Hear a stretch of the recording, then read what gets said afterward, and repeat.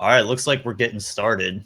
So as we go through this whole game, I'm gonna talk about everything. I'm gonna talk about mechanics, the lore, the whole bit. There's a lot to be said in this 3-hour time slot, and I think this game is one that has some very quirky, weird mechanics that need to be explained well, and things can happen really quickly, and then to say it better, there's parts of this run that happen very fast, and there's other parts where there's a lot of downtime. And one of the unfortunate parts about the speedrun is that there's about a little over 20 minutes of cutscene in the first half hour, and you're not really doing too much. But then once you effectively warp into the past, which is part of the story, the game opens up radically, and then you're able to do a lot of stuff quickly. So yeah. So we start off, we get this,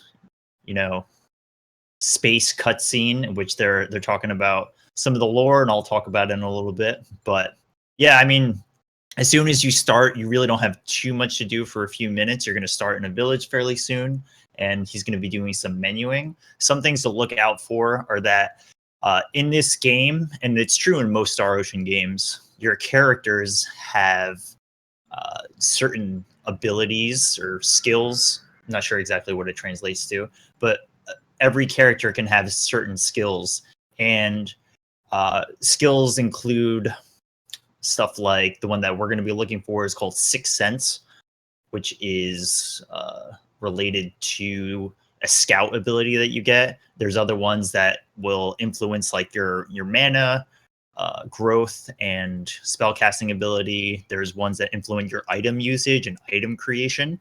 So when he starts this game, I believe, I'm not totally sure what he'll do if as a backup, but he's going to be checking to see, he's going to go into the status menu and check to see whether or not he's got Sixth Sense on somebody. And what that means is if the character has Sixth Sense, it means that you can't actually learn it later because he already has it. And when you get a ability, you get a 50 skill point bonus as part of like a learning bonus. So if you already learn it, you're not going to get the bonus. And it might not seem like a big thing, but you get 50 SP for that. And that's actually a pretty big deal. So my guess is that he's going to open the menu and check to see whether or not he's got it. I doubt he would reset, but maybe. It's a pretty big deal because 50 SP is the equivalent of a few levels, and a few levels in the early RPG is a pretty big deal. So anyways, yes, I see a few people talking about it. I would guess that he's using a ASCII pad turbo controller. That's pretty standard for most Japanese RPGs, including this one, for all competitive times. And that's probably true in most RPGs you'll see at this event.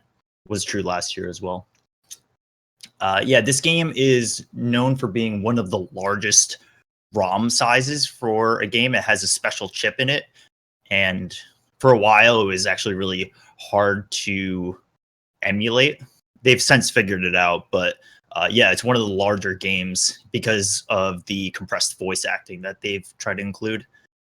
I mean, it's what you would expect. It's Super Nintendo quality voice acting, but it's still there. And every time you go into a fight, you can hear it if you were watching the original stream. Okay, so the story is that Ratix and Dawn here. Ratix is the main player that you'll be playing as.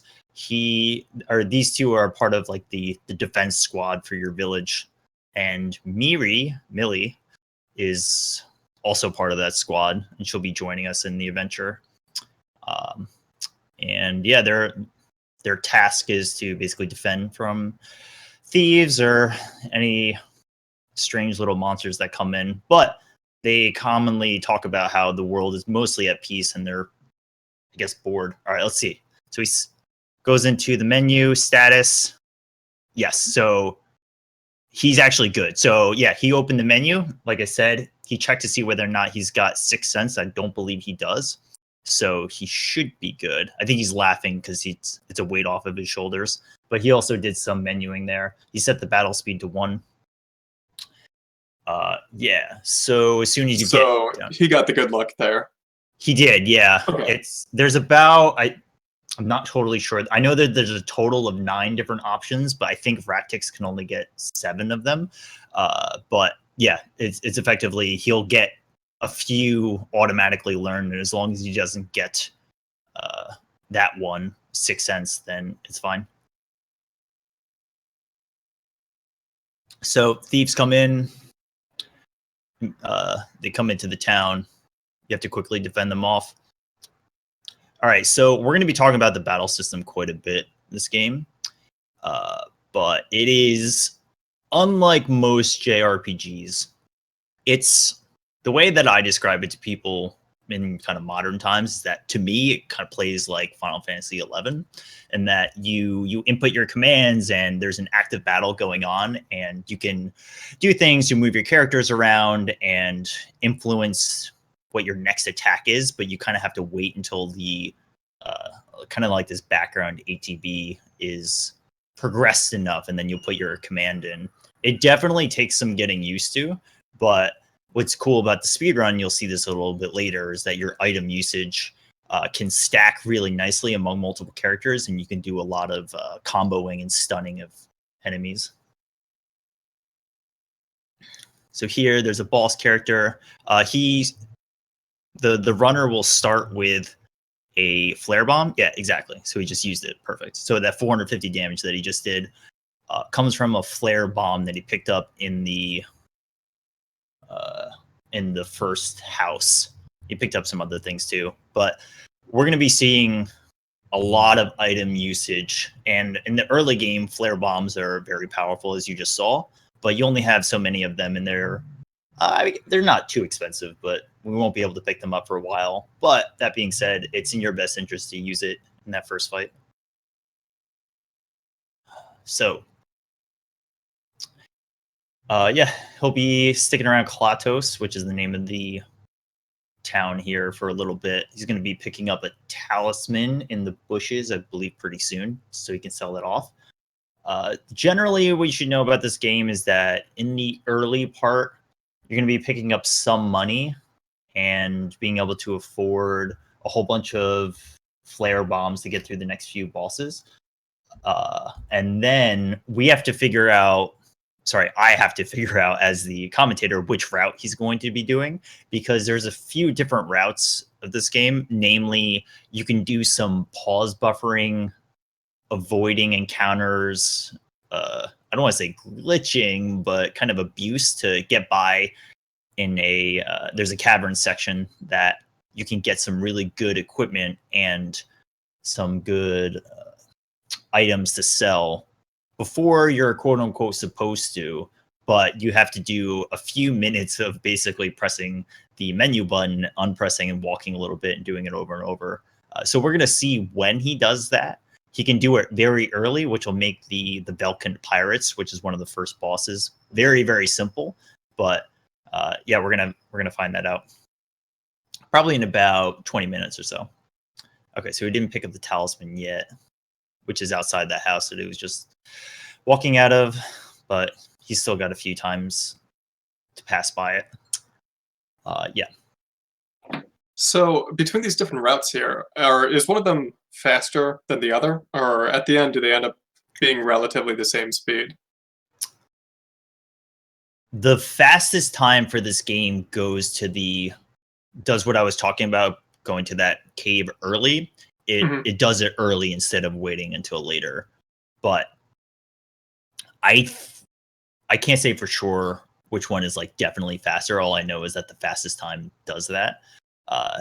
If it's a little hard to say, because you can do less of that pause abuse if you do it later, but it makes one of the early bosses, the Belkin pirates that I was just talking about, makes it a lot harder, and it makes that fight slower. So it might be a combination of safer versus risking the fight to be harder, but also having an easier section later with less pause abuse. So I think all of this will make sense once we see that section. You'll say like, oh, he could have saved doing all of this if he opted for a harder boss fight. I think a lot of it comes down to like what optimal means, and whether or not that boss fight's actually quicker, or if that boss fight goes well for you or not. So Gotcha. Yeah, so we're a little bit of story update. We're in the present right now.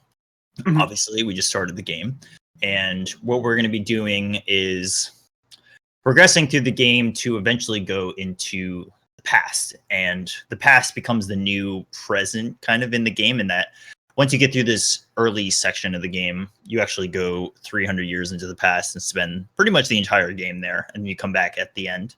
But the reason for all of that is that when you're in this town, you get an update from Millie, the female character here. Her father went to the town to the north, and yeah, so actually you see this note right here. So if you were to translate the note, it basically says that the town to the north has succumbed to everyone turning to stone. So yeah, everybody is petrified, and Millie runs off, and you have to go chase her to the next town. And then it turns out that there's some virus spreading through everybody, throughout not even just the town to the north, but through the world.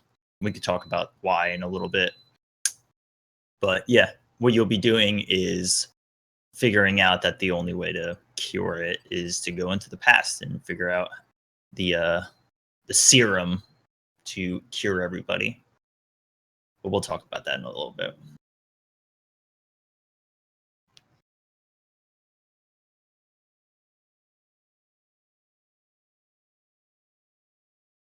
So now I have a question for you.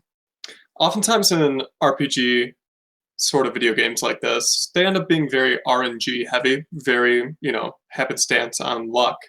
How much do you think of the luck factor plays into a game like this one? So this one specifically,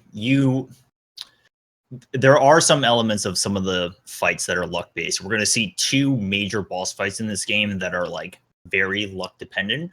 But I will say that for the most part, the strategy in around the middle part of the game all the way through the end is to use a stun item called a stink bomb. And because of your ability to throw those in battle and chain hits, a lot of the RNG in this game is mitigated by just due to the virtue of being able to stun lock even bosses. So if you're a good player, you should be able to waltz into most fights and be able to handle them. And I say that as an exception because there are two boss fights that are notoriously bad, and that there are some patterns that the bosses give you that you should not be able to deal with. Just to keep it in the back of your mind going forward, that you are going to be like very, very underleveled throughout this whole game, but you're also going to have better equipment than you might think, especially for the middle part. Better equipment than you might expect to have for being level, like low teens, when the game probably expects you to be like 25 or so. So, I mean, there are definitely elements of randomness, but at the same point, there's a lot of techniques you can do within most boss fights to mitigate just straight up randomness, and that if you play well, you'll get rewarded well.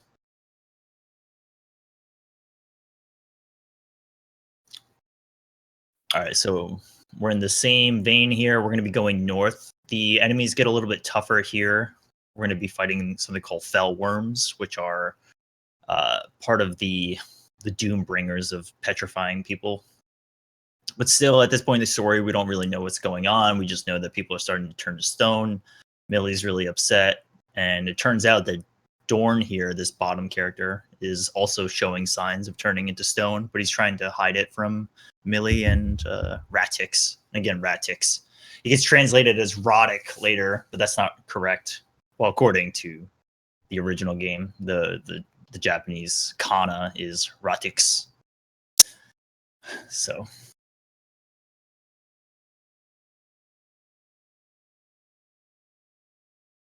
I got a moment here. I just want to read something off, if that's all right. yeah, go for it. All right, real quick. This is the RTA in Japan 2 marathon. It's the second annual live speedrunning marathon in Japan. English language restream hosted here on twitch.tv/speedgaming3. Speed Gaming has 4 channels that host a variety of speedrun events, marathons, and tournaments. So please follow all 4 Speed Gaming channels, the commentators, and the runners. All right. Okay, cool. So you may have noticed before that the character was running and is not running right now. So within this game, and this is kind of, if anybody has played some of the later Star Ocean games, starting with Star Ocean 2, this game is very heavy on the quote unquote traits and the skills that you can get on your characters.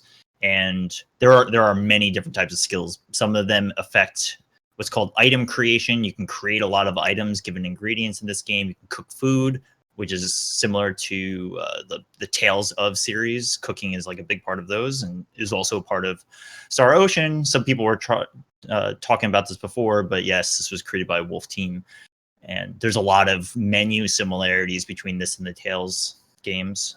But anyways, yes, there's a lot of skills in this game, and what we're going to be seeing very soon is that you can buy the ability to dash, which is actually required in the game. To get by the Belkin pirate section, you need to be able to dash to go in there. So once you get the dash ability, I mean, this walking speed isn't that slow. It's definitely slower compared to dashing, but you know, in some older RPGs, sometimes the walking speed is just like painfully slow. However, once we get the dash ability, you fly through this game. It's one of the most satisfying RPG walking, or I guess running speeds I've ever experienced. It's great. So yeah, early on, what we're doing here is setting an ability on Ratix, and then we're moving everybody out of the party. You can do a safety save here, and yeah, so there's going to be these Fellworm fights coming up, and this is actually, they're fairly dangerous because you're supposed to be leveled up a little bit more than you are, and they can definitely hurt you. This happens to be a random fight, so he's running from it. There are 2 mandatory fights. Yeah, you notice how he took a few steps and then got into a fight. This Fellworm fight is what you're supposed to be fighting. Now, he has the ability to use a, I forget the name of it, let me see if I can look it up, but the name of his skill, which is, yeah, Rift Wave, right? So he can use this against Fellworms if there are multiple ones. Yeah, exactly.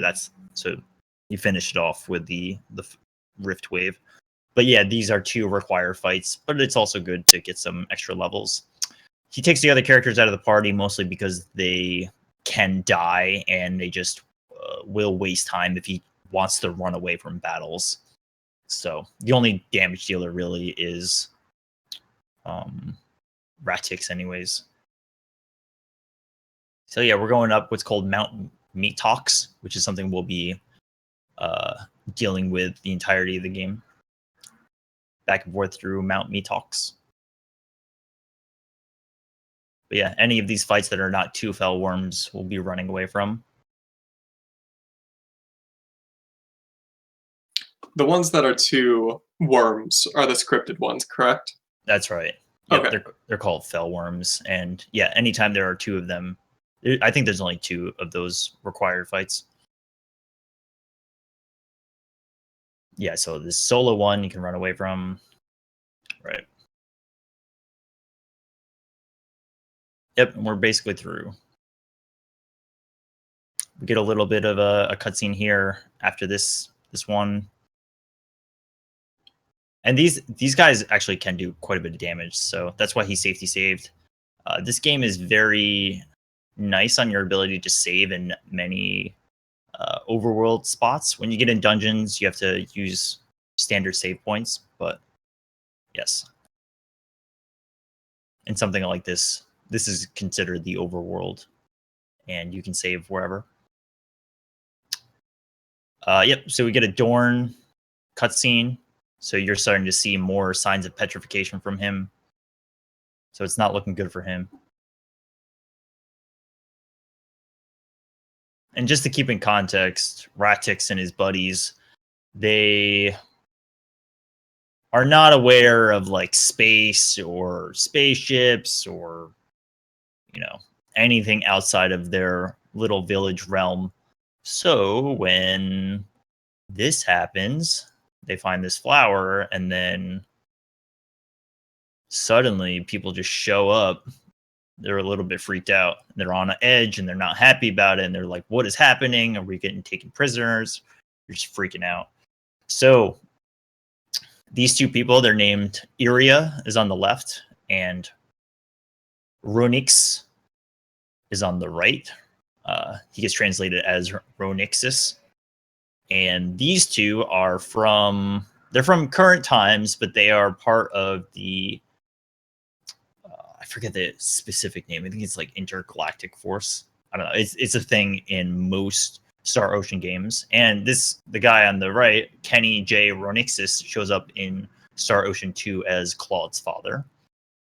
So yeah, so these two are basically trying to figure out how to cure this petrification problem as well, and that it actually spreads more than just this planet.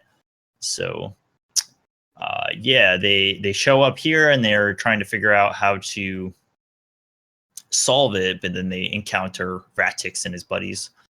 So Iria and Ronixus calm them down and say, hey, take a breather. We're not out to get you. You can come on our ship.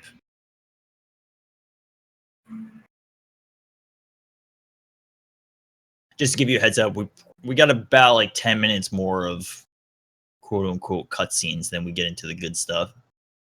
But there's a lot of cutscenes. Sorry, go ahead. No, I was just going to say it does seem pretty cutscene intensive for the first couple of minutes here. It definitely is, but it switches over pretty quickly. And the rest of the game, I mean, there's some stretches of cutscenes, but it's really just like a front-loaded game, which is why I think it's not so popular of a speedrun. But really, once you get over this initial hump, it's just like things happen very fast, and there's a lot of battles happening, and your movement speed is really high while you're walking around, and there's a lot of stuff to do. So it's just unfortunate, older games just don't have cutscene skips, not all, well, some of them do, but okay. So here we are on the, oh man, I'm getting outlawed. Mm-hmm. I forgot the name of the ship. Anyways, so we're on Ronix's ship, and we're basically seeing that Dorn is getting worse and worse, and he needs to get put into a capsule. And yeah, so we're basically kind of freaking out because our friend is being petrified. And it's not just our friend, it's like our whole planet. Luckily, Ratix and Millie have not been afflicted, but things are not looking good for everybody. So at this point in the game, you're given free reins to go waltz around for a bit, and the game just wants you to basically explore the ship. All you have to do is go to the bottom of the elevator, and that should trigger Calnus. Thank you. Yes, Calnus. That's right. Okay, so yeah, you go down, all the way down, and that'll trigger going back up, and then we got a few things to do.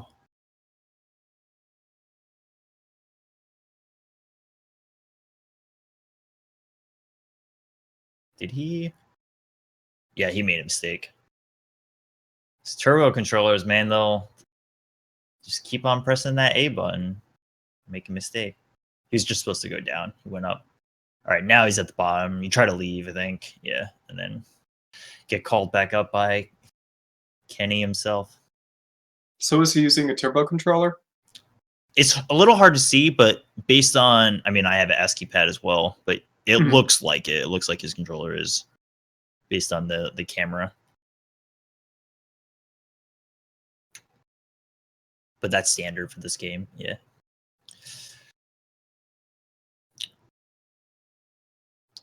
All right, so we get called back up. The doctor says, hey, not looking good.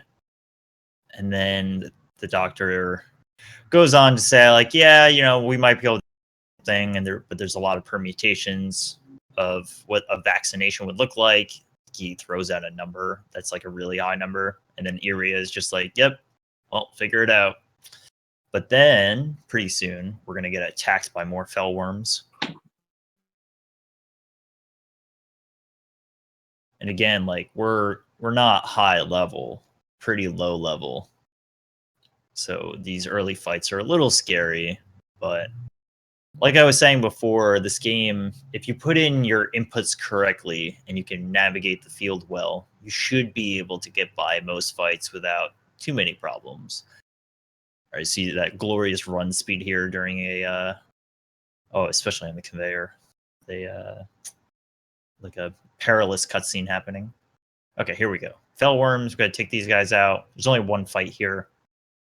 Millie joins you for this fight, but it's not really a problem.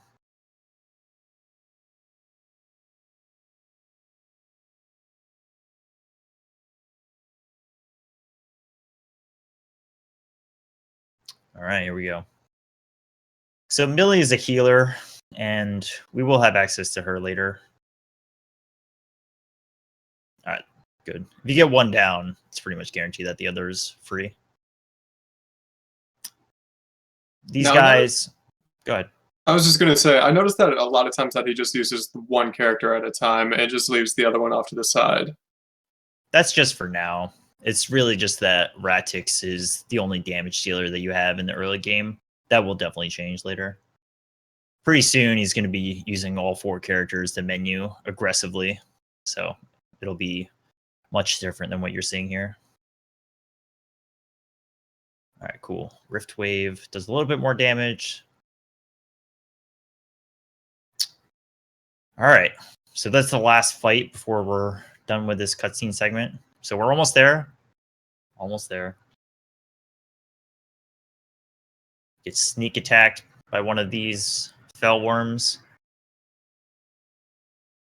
Turns around, deals with it. There's some interesting lore that happens, is that after the fell worm is felled, the heroes, Ratix and Millie, can see the dead body, but for some reason, Ronixis and Iria cannot see it. So there's some like spooky sublore happening that maybe we'll talk about later. Anyways, we're almost there. Basically, at this point, you start to realize that, well, your options are limited. So it's time for Kenny J. Ronixis to break his captain code and go to the time gate, and everyone's just gonna pull up their bootstraps and go 300 years into the past to figure it out. I mean, what else would you do, right? You're out of options. Seems like a good plan. So that's what we're gonna do. He's not supposed to do it. Apparently, it's against his captain code, but sometimes the chips are down. You just have to go into the past. So that's the plan. We're going to go into the past. We're going to go figure out how to cure this problem. And we're going to be on the same planet that we were on to start the game, which is called Roak, R-O-A-K.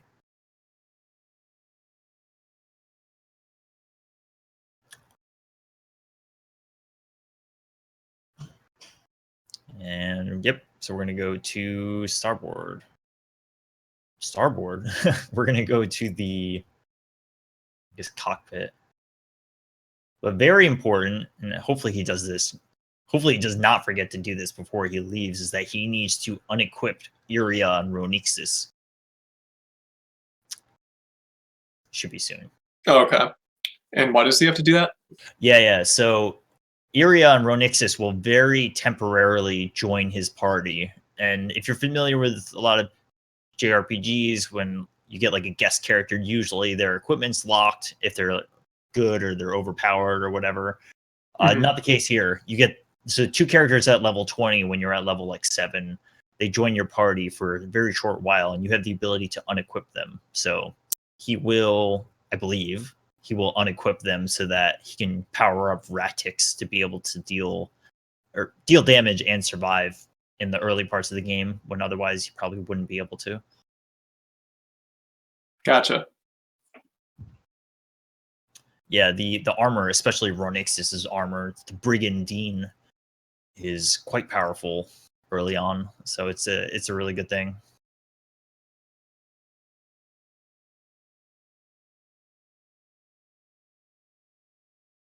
Okay, so what we're doing now, yes, more cutscenes.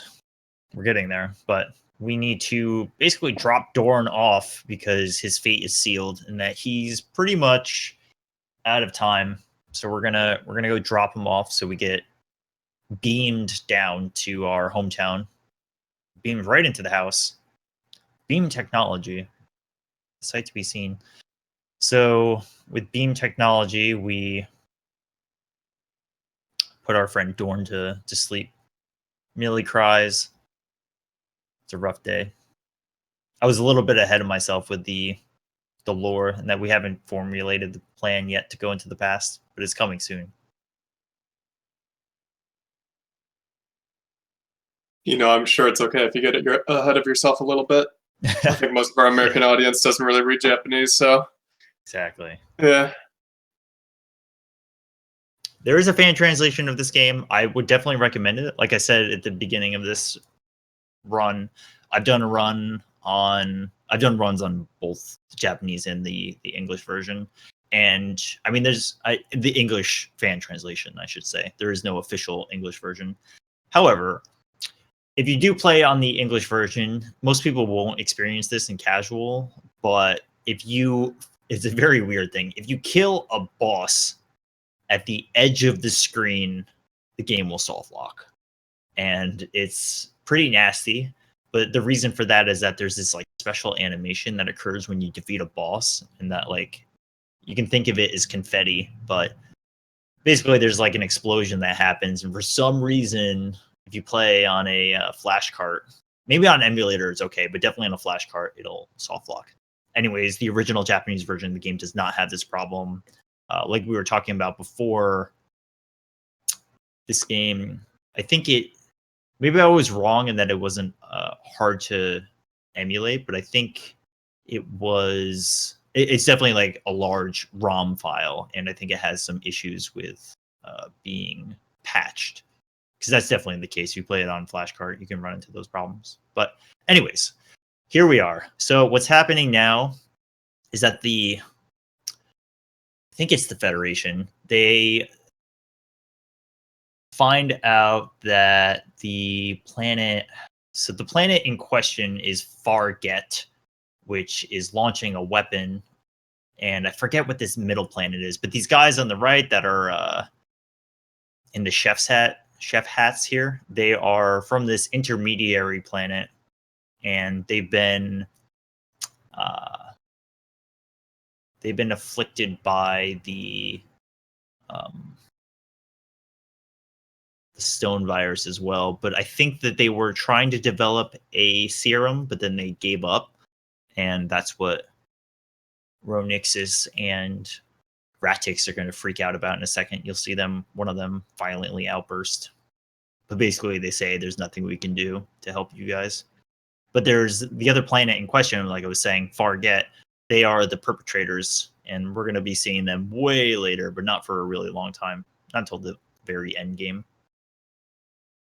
Yeah, here Ratix is not happy about it. And Iria tells him to calm down. So I have another question for you, if that's okay. Go for it. Looking for the leaderboards for this game under Star Ocean, just under speedrun.com, I only see one run posted underneath there. Are there separate leaderboards for this game?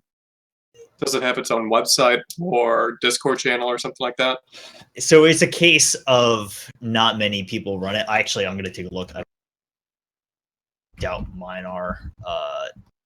There is a Nico leaderboard of this, in which there's like 5 runs, of which Kazoo's is on there. He's not the fastest time. It's a guy named Chi Ne. But yeah, let me take a look. Actually, I'm curious. It's definitely not me with the fastest time. But yeah, some of these games that just don't have many. Oh yeah. So Chi Ne, what you're seeing on the speedrun.com is Chi Ne's time. So someone added it. And okay. The fastest time, which is a 2:29:35. And Kazoo, I think he's got I know he's got under 3 hours, but I don't think it's too much more than that. I don't know. But there is a Nico leaderboard that has about 6 times on it. I'm gonna write a note to myself, and I will ask to have this page updated. But yeah, there's not too many times. It's about 6 times, and I would say that Kazoo here is about the middle of the pack. Gotcha. So if you noticed right there, yeah, sure, no problem. If you noticed, if you were watching the video, or I'm sorry, the feed, that he just opened the menu and he just did what I was talking about, which was he unequipped Iria and Ronixis of their armor. So he'll be putting that on fairly soon.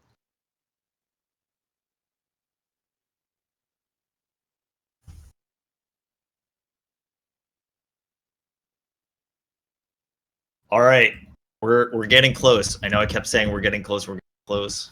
But now we're actually getting close. So we're going to go into the time gate, and we're going to basically ask the time gate god whether or not we're allowed, justified to go 300 years into the past. It's a big ask, but I think we're gonna do it. And then we're off to the races. I think now that we have some time, I want to clarify what I was about the beginning about the skill system. And I think the way that I talked about it may have been a little bit confusing. So let's start over again. When he started this game, the runner checked whether or not Ratix had a skill called Sixth Sense, okay? And basically, Sixth Sense is tied to the scout ability that you can purchase from a shop. You can purchase skills and learn them. And that is going to be instrumental in increasing or decreasing the encounter rate. For the most part, he'll be decreasing the encounter rate. And your level of scout ability will dictate how much you reduce encounters by. Okay? So the reason that he had to check at the beginning of the game that he didn't have this skill, in which usually you would be like, well, if he wants the skill, wouldn't you be checking to see if he has it, not to not have it? But the reason for that is that if you don't have a skill, you can buy an ability like Scout, and you can keep on using it. And if you don't have that ability, you can learn that ability. And then when you learn the ability, you get 50 skill points. And that 50 skill points is really helpful. So again, he turns on the console, starts the run. He checks to see whether or not he has Sixth Sense or not. And if he doesn't have it, then he's good to go. If he does have it, he's not going to get the 50 SP bonus, and then he has to restart. So I believe for this run, he did not have it, so he should be good. Okay, here we go. So we're into the time gate. We are finally here. We're in the past. Okay. And how many years did you say? 500? 300 years. 300 years. Yes. Okay, so this is where the game really begins. Okay, so we get thrown into the past. The only character we start with is Ratix and Iria. We have some of Ronixis's equipment, which is particularly important for Ratix. And yeah, you're still kind of under leveled, but we'll be fighting a few things to get some levels. And we're going to be finding out pretty soon which of those two major route deviations I was talking about before. And early on, we went through this giant mountain segment. We're going to be passing through there again. Again, we're 300 years in the past of the same world that we started off in. So it's the same world that's just dated 300 years before.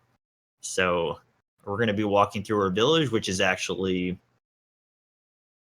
Klatos village, I believe, which is where you start the game, but it's 300 years before. So it's a lot more simpler of a village.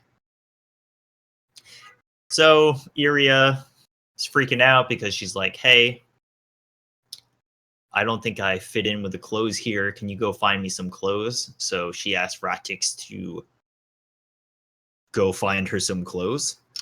So you have to go into town and infiltrate and find out where you can find some clothes. This might seem like a silly thing, but the option that you choose is actually really important in that you want to very specifically have certain,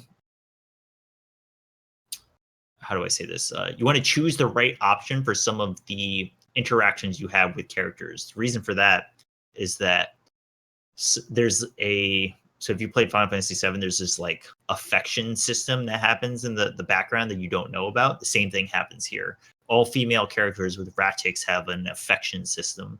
And you want Millie to be the highest affection, which is really important. Because Millie's going to give you some charms later, which are incredibly valuable accessories that Ratix can equip. So Millie needs to have the highest affection value for that to happen. So, yeah. So we stole some clothes from the granny, played it do, and Ratix justifies it. And then we're going through.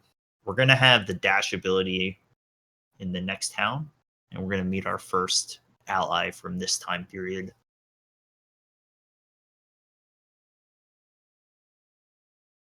But yeah, so this is the same map as what we were when we were in the present. But we're going to be seeing a lot more of this world than the present. Okay. Okay, here we are. So we are in a village called Hot. And right, so what we're going to be doing here is talking to this guy. His name is Warren Seuss, and he's a one-handed big swordsman, and he's mad because the shopkeeper here was jipping him out of a good deal, or rather that it was fake. There's some fake goods being sold. Okay, here we go. So we're at the skill shop. We need to accept a commission to be able to progress the game because we need to get into the next town called Portmas. So we have to get a Portmas pass. And while we're here, we're going to also be getting some skills, I believe. So let's see what he does. Because he has the ability to buy... Yep, he's going over here. He's going to go buy the dash ability. So check out this movement speed now.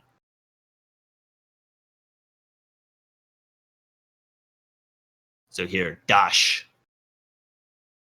Look at this. Beautiful. So we're going to be running at this speed for the rest of the game. It's one of the most satisfying feelings to be able to run around RPG this fast. But yeah, he's got to do a few cutscene triggers, but really he's just trying to get this Portmas pass so we can get into the next town. And the reason, well, rather, the goal of the guild, which is where you accepted the mission, is to deliver a bunny rabbit north. Basically, you're plunged into the past, and the immediate story is that you're just trying to find Ronixis and Millie, who went missing from you. The overarching goal is to figure out how to cure the petrification that's happened to your present time. But at this point, you don't really know anything about how that's going to be solved. You just know that you need to figure it out eventually. You find Seuss here. He's mad. Nobody's up to his standards. And then he decides to join your party. Okay. I think now is a good time to talk about it. One of the most interesting parts of this game is that, well, let's say two things. One, this game is not linear at all. You can do many different things in the game in many different orders, and that you have a lot of flexibility in the order that you do things. You have to do this first section. You have to do the pirates at Belkin pretty much right now. But then after this, it opens up a lot. And what that means is that you have the ability to have or not have different characters in your party, which will influence the way the game plays out. And we're going to be seeing that we get Seuss because we have to get him early on, but pretty soon we're going to be ditching him because we want to have different characters in our party. And if you go on certain paths and you either keep or get rid of certain party members, the game will flourish in a bunch of different ways. So obviously for the speedrun, we're going to be taking the bare minimum, but also the fastest way to get through the game. And unfortunately, Seuss is not going to stick with us forever. We're barely going to use him. This is basically still Ratix's game. Okay, here we go. So this is important. We're going to be entering Mount Metox, so we're going to be seeing whether or not he's going to go in here now. I'll explain if he does go in here now what's going to happen, but I'm very curious. Oh, baby, I think he's doing it. Yep. All right. All right, this is it. So this is the most exciting thing in all of speed gaming right here, okay? So what he's going to be doing is buffering. He's going to be buffering the pause menu for a solid few minutes. So believe me, when I said that we were starting the speed game, we're here. This is it. This is the only part of the game that you're going to do. But what he's doing is he's he has effectively triggered a battle, and he's going to be pausing and unpausing and moving a very small amount to be able to bypass that encounter. So once you get to a new screen, it's going to happen again. Some things that are happening here. If he were to let go of the pause menu after canceling it and then just stay on the field, he's got about 90 frames, a second and a half before the fight will trigger. But the fight, that's including the time from, I guess, canceling the menu. So it's actually a really short window. I don't know specifically what the window is, but you have to react and move and then re-menu again in a very short fashion. He's being extremely safe with this, I'd say, and it makes sense because he's in the middle of a live marathon. You can be a little bit more aggressive and get more distance, but he's like really trying not to get this encounter. The reason you have to go through such crazy lengths to do this is that, well, two. One, the encounters here will kill you 100%. You can't run from them. They will destroy you. And two, the rewards in this cave are incredibly good. You get 2 dwarven guards, dwarven shield. Sorry, the dwarven guards are the shields. You get a helmet, dwarven helmet, and then also a dwarven sword. So if you do this, you get some incredibly good equipment, which is, you should be around like level 30, 35, I'd say, before you can like actually do this segment.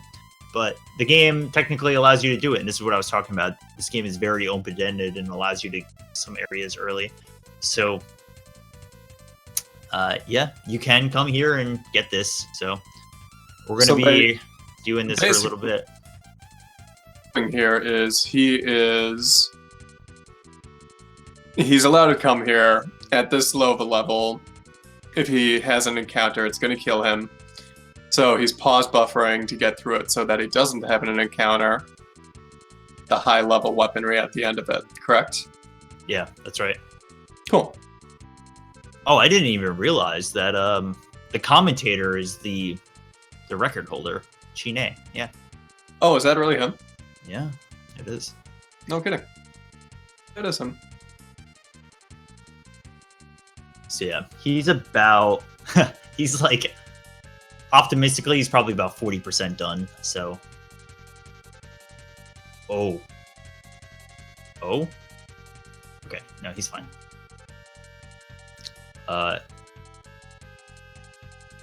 No, I did not notice. We were talking about him before, but no, but yeah, that's him. Yeah. So if you have any other plugs, probably now's a good. Yeah, definitely. Hold on here.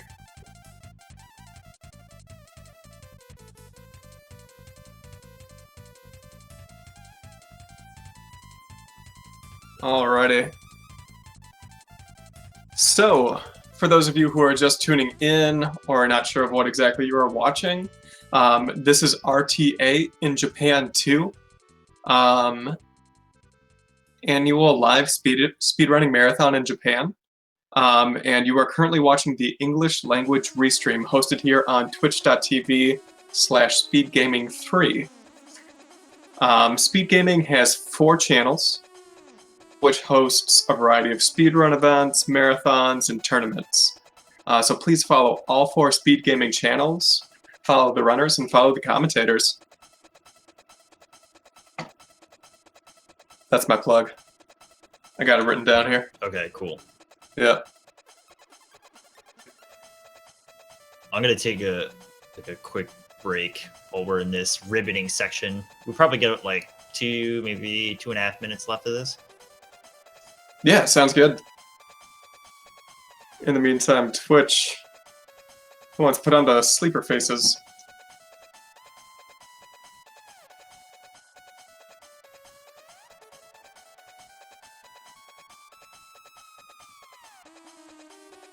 The resident sleeper.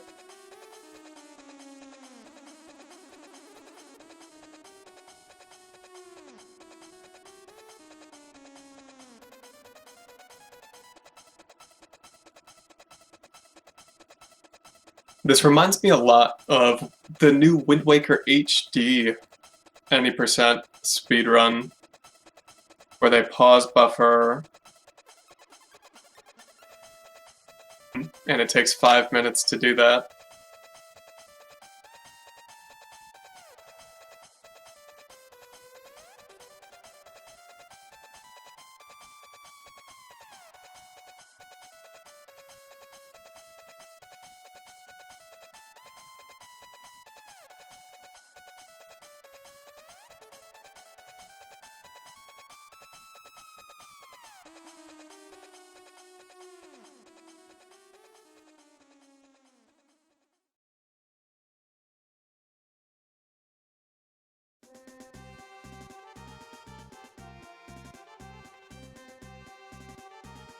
And just to let you guys know what's going on here, my name is Great Jemama 3D. I'm going to be your host here for the next couple of hours. And joining me here right now is Clear Tonic. He has actually run this game before. He has run it at marathons before. He is doing the commentary over the game. Just mostly here as moderator to an extent. Clear Tonic knows everything that's going on here in the game. So any questions, I'll only try to ask obvious questions as they come up here.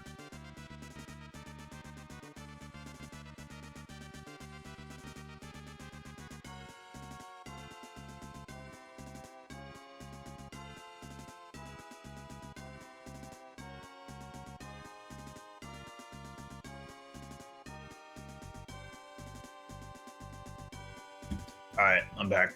Okay, we are getting through here. We're almost there. This guy must be very stressed out because although this looks easy, if he blows one input, if he presses the menu at the bad time, it's all over, and he would have to do this again. So there's a reason why he's playing this very, very safe.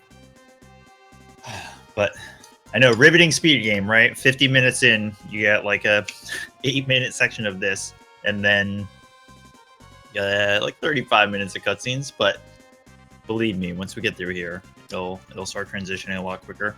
The thing is, this route makes the first 2 fights extremely fast, and if you didn't have them, you would know how dangerous it is to try to fight those. Here he is, last screen.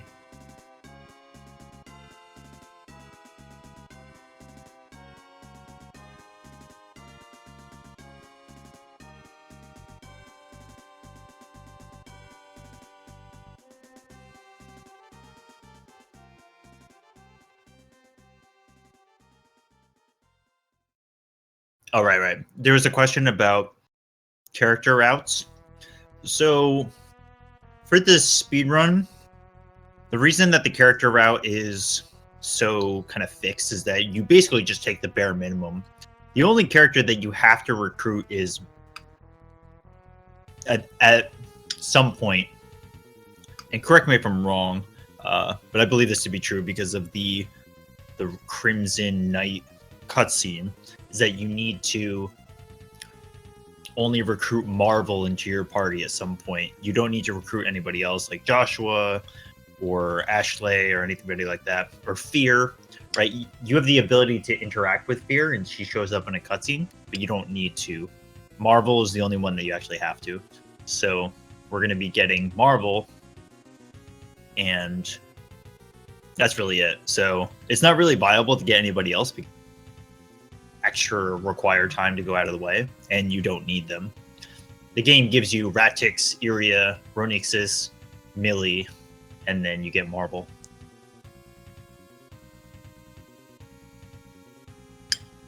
But Marvel's actually a pretty good character. You end up not using Millie. Ronixis is a really good character. I mean, Ratix is your main damage dealer the whole game. Ronixis gets like all the magic spells. Sorry, all the attack magic spells that you need.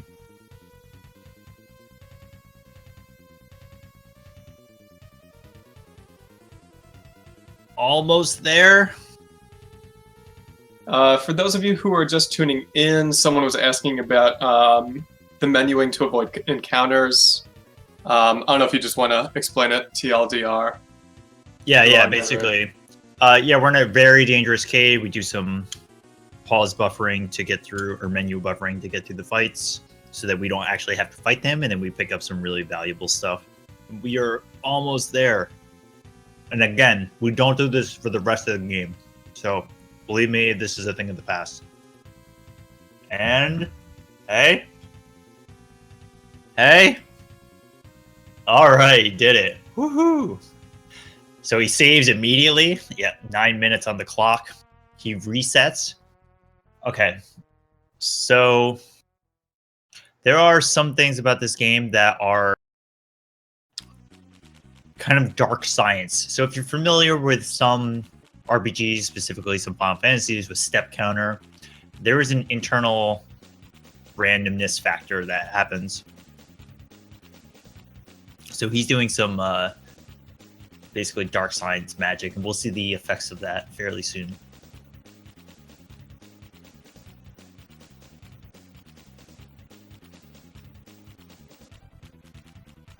I think their capture is like a little bit delayed. Is this the length of the loading screen? Oh, might they have some issues here? But he's able to save the game. Yeah, so just hang on.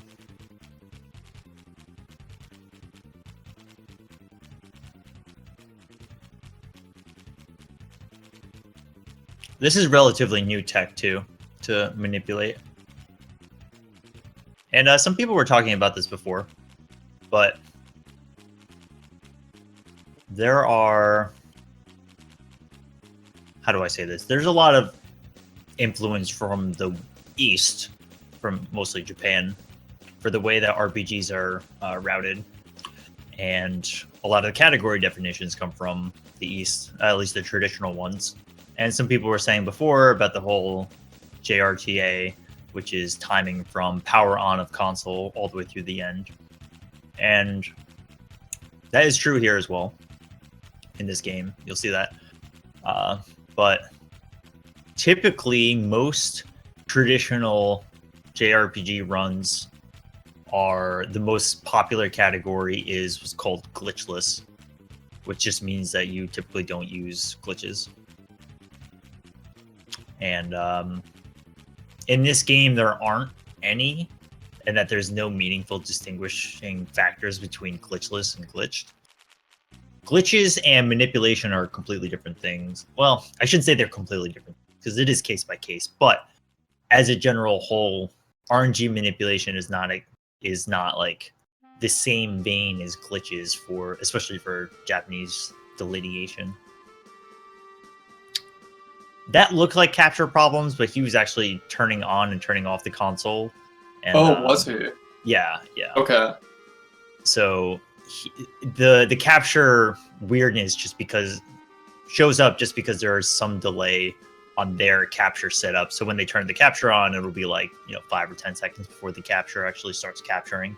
But he was turning on he hard reset the game and then turned on the console, and then was getting to fights and trying to get a specific pattern.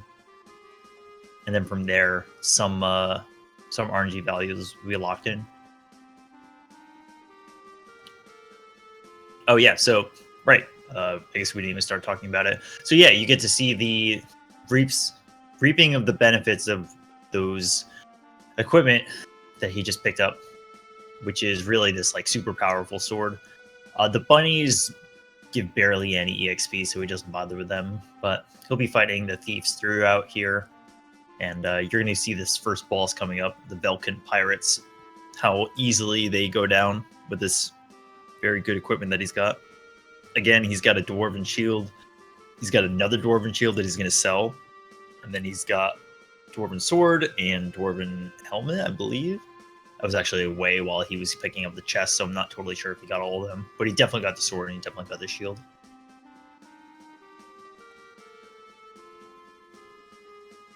Okay. Now we're back in the progressing through the game. You can just see how much these enemies melt.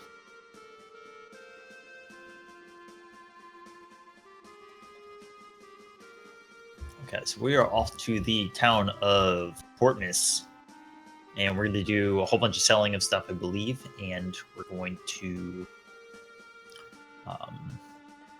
yeah, basically go to the first real dungeon of the game. Yeah, so again, bunnies are not worth fighting.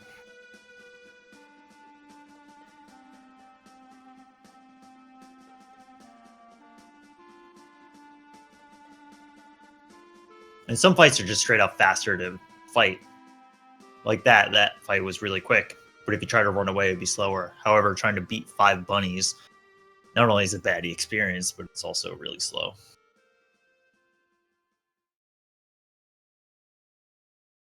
So something like this right here, he would fight this out instead of running away from it.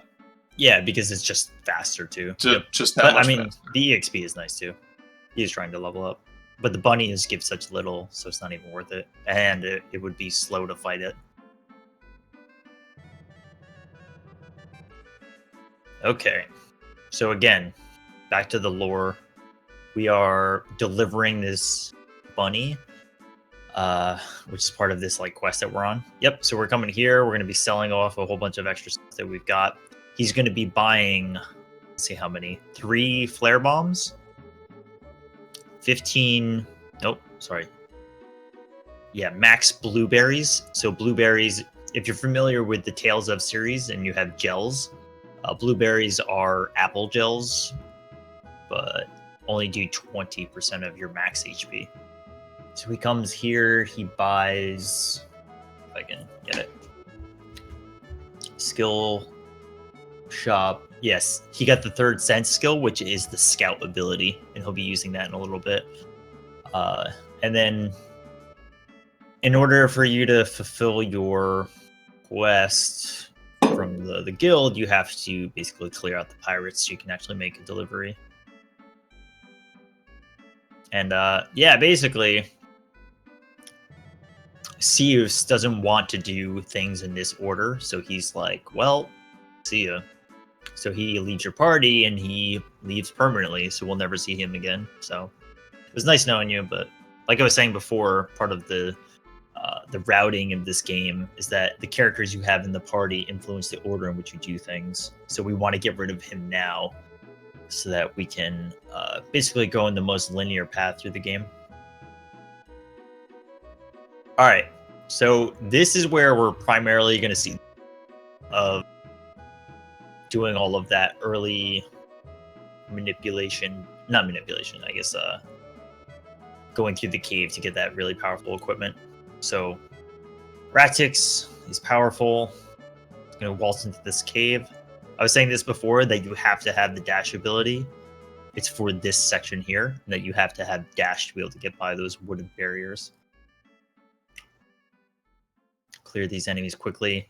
You can see how little damage they do to him. If you didn't have this set up, they do about like 150 an attack from those big guys. So it's a pretty big deal. You're not supposed And to how much health does he have at this point? like 600. Oh wow. Yeah. And something else that he bought from the shop were called flare bombs. And he'll be using the flare bombs with Iria, I believe, in the fight. And there's a sub fight coming up too, like a sub boss. And we're going to be seeing a lot of bomb usage in this game. Early on, it's flare bombs. Pretty much after this, it's going to be called stink bombs, which influence enemies by giving them a stun status, which is incredibly OP. All right, here we go. So there are some tactics that happen for your characters that you're not immediately controlling. You have the ability to manually control any character, but we do want to have the ability to rely on the AI to some degree. Okay, so this is the Belkin sub-boss. They're just called Belkins. And they are fairly powerful. It's the guy on the left is the primary boss. However, you can see how simple the fight is. They still do like 100 damage to him with his really good equipment, but he can do a ton of damage. He's got a flame sword now, flame slash, which is a 2-hit flame attack, and these guys happen to be weak to fire, so clear the enemies quickly.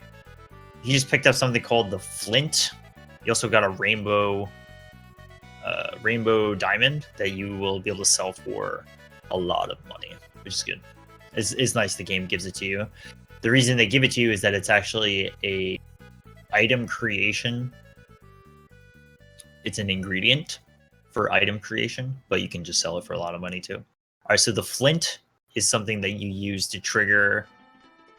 I think he might have got hit there. But yeah, you can trigger the gas areas to explode.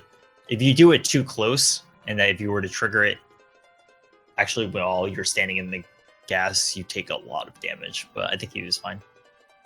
We'll find out here. Yeah, 349 is the same as before. He's going to do some healing. Oh, you see the kobolds here. Yeah, you see how much damage Iria takes compared to Ratix? All right. So he's going to heal up. Go ahead. Member of his dies. Can he still run from a match, or is he stuck there? Party member will not and yeah, you're kind of screwed for a bit. But Ratix is the one that's going to primarily take us through this fight. This fight is simple, but this is the boss, and he does do a lot of damage. So, yeah, we're going to see how well he does. So, Iria is all the way on the right there, and if she gets in trouble... Oh, that was nice. She can throw a flare bomb. Here we go. Throw a flare bomb, just kind of keep him at bay, but we're also just trying to clear this fight quickly. There you go. All right, excellent. So, see the bomb get thrown there. Technically a waste, but some security. So, pretty much, Ratix will be the damage dealer in most of this game, and the other characters will throw items. Now, what you saw him doing was he was menuing on both characters, and he has the ability to manually control any character. And like I was saying at the beginning of the run, is that this game has this like hidden ATB, and that you can take an action with character, but then you need to wait a certain amount of ticks before you're able to take an action again. So what you're going to be seeing him doing is when he tries to use an item with somebody like Iria, and that Iria threw a flare bomb, and then he wanted to throw another one, but he couldn't do it right away. He's going to be waiting a certain number of ticks in game until he feels like he's able to take another action, and then when he's able to take another action, he wants to do it right away. So a lot of the battles, and this is what I was saying earlier when we were talking about randomness in this game, is that if you're able to master the system of like how long actions take, you can take actions basically as soon as they're readily available. But the tricky part is that the game doesn't there's no nice little ATB counter that tells you when an action is ready. You just have to be aware for it. You can rely upon the AI, but then do kind of whatever they want.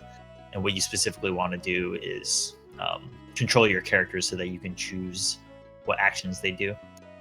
Okay, here we go. So skill system. So what he's going to be doing here is learning the scout ability, and this is going to allow him to trigger on and off the scout, which is which allows you to control the encounter rate. So you can either increase or decrease it up to a level of 10. He's doing some manipulation here to be able to get the skill value quickly. But so this is what I was talking about before, and that you have the ability to learn a trait. You'll get a skill point bonus of 50. So what he's doing here is he set it up with that reset to do some RNG manip, and that basically if you turn the value on and off to increase encounters and decrease encounters, and you go back and forth, you'll eventually gain that sixth sense ability, and that'll give you the 50 SP. And once he does that, he'll be able to dump that 50 SP that he just got all into the scout line so that he can get level 10 scout and then have level 10, which is the max ability to avoid encounters, and he'll be able to basically bypass encounters for large sections of the game. Gotcha. So my question for you now is this RNG manipulation. Earlier you were talking about everyone runs primarily the glitchless categories. Would this be considered a glitch or more of an exploit, or is it something intended in the game? The learning of the scout ability is not a glitch at all. That's just a regular mechanic, and he's just doing smart routing. Whether or not the RNG manip behind it is a glitch may be up for interpretation. My interpretation is that it's not, but I think it would constitute either like a single segment versus a just an any percent category. But it's not really a glitch. You're not doing anything that the game doesn't intend you to do. You're just doing it in like the most efficient way. Okay. All right, so where we are in the story, we still don't really know what we're doing too much. We're still looking for Ronixis and Millie, and we want to figure out what's happening with the whole petrification serum that we're trying to find out. We went to another continent because we got a lead that Ronixis was there. And basically, when you arrive to that second town, the town that we were just in, we hear of internal strife through another town that we just took a boat over to. And if anybody's familiar with this game, there's a character called Fear that you have the ability to interact with now. And the game wants you to think that Fear is a bad guy, but Fear is actually a good guy. And you take this opportunity to ignore all of that, and you go back on the ship, and you won't be getting Fear in your party. You will see her very briefly later, but basically the game gives you a small opportunity to take the game in one direction, and you opt not to because it's not required. So we come here very briefly, and then we're going to leave again. Okay. Scrolling down my notes. Yeah, we're going to be doing a lot of running around. We have a little bit before our next boss fight. But basically, we still are really just looking to find Ronixis and Millie. But yeah, I mean, part of what's nice about this game is that you basically turn off random encounters because of that whole scout system. Now, it won't be the case throughout the later dungeons. The later dungeons, you will be so grossly underleveled that you will get into random fights because you're not supposed to be able to scout at that low of a level. But for right now, our levels are sufficient to be able to get through. And just to clarify, you got a skill point bonus of 50 when you learn that trait, Sixth Sense. That's true for all traits, and you get SP when you level up in this game. Okay, so Iria points out that there's something that flies in from space. Whoa. And it crashes, and you have to figure out what it is. Now, if you played the game casually and you were wandering around the present, which is at the very beginning of this game, you actually find this spaceship there already. You see the wreckage. So now, 300 years in the past, you actually witness it happening. So we'll explain what this means in a little bit, but it is important. But for now, all you need to know is that Iria asks you whether or not you want to go check it out, and you say yes. Oh, no, I'm sorry. You say the first option, which is no, that we're going to get to it eventually. The game has the ability to, I think, fast warp you there, but it's not in your best interest to do so for the speedrun, because there's other stuff you want to do along the way that's faster, and we are going to head towards there. Okay, so we are in Tataroi, I believe. We're going to be taking another ship. Game of ships. We're going back to Port Miss. We're going to be heading through Mount Metox, which we've been through before. We talked to this little boy. He gives you the St. Elmo's Fire, is what it translates to.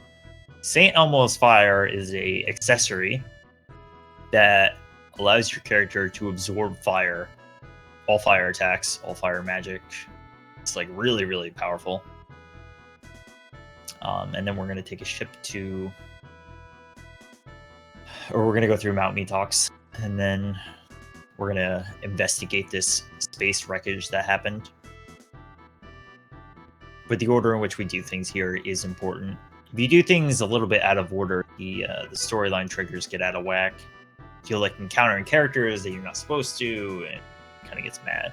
Gets all messed up. So here we are in Mount Meathawks again. There's no like warping in this game, so you have to just waltz through old areas. But part of why, I mean, just playing this game with the run speed, it's so satisfying. You just like coast through this game so nicely. And even if there's long stretches in which you're just sort of like running through, at times it kind of feels like you're playing an action speed game instead of an RPG, because you just need to like run through these areas really quickly. And I think it's cool. It's definitely evident that the commentator here, China, excuse me, is a slightly stronger runner because his running segments are a little cleaner. But to no fault of Kazoo, I think Kazoo is just like a little more novice, but he definitely knows this game pretty well. Okay, so you may have had maybe some PTSD if you were watching him go into this dungeon. No, he does not need to do any pause menuing. It's kind of weird, right? The game is coded in such a way that although the enemies are very dangerous here, it's still technically considered Mount Meathawks. So for that reason, you're able to come here, and with your scout ability, the game considers it to be like lower level so that you can scout and not get into fights. So we go back into that area to pick up some other things.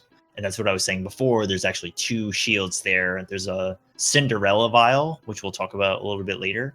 It will decrease the cost of some of the items in a shop, but you can only use it once.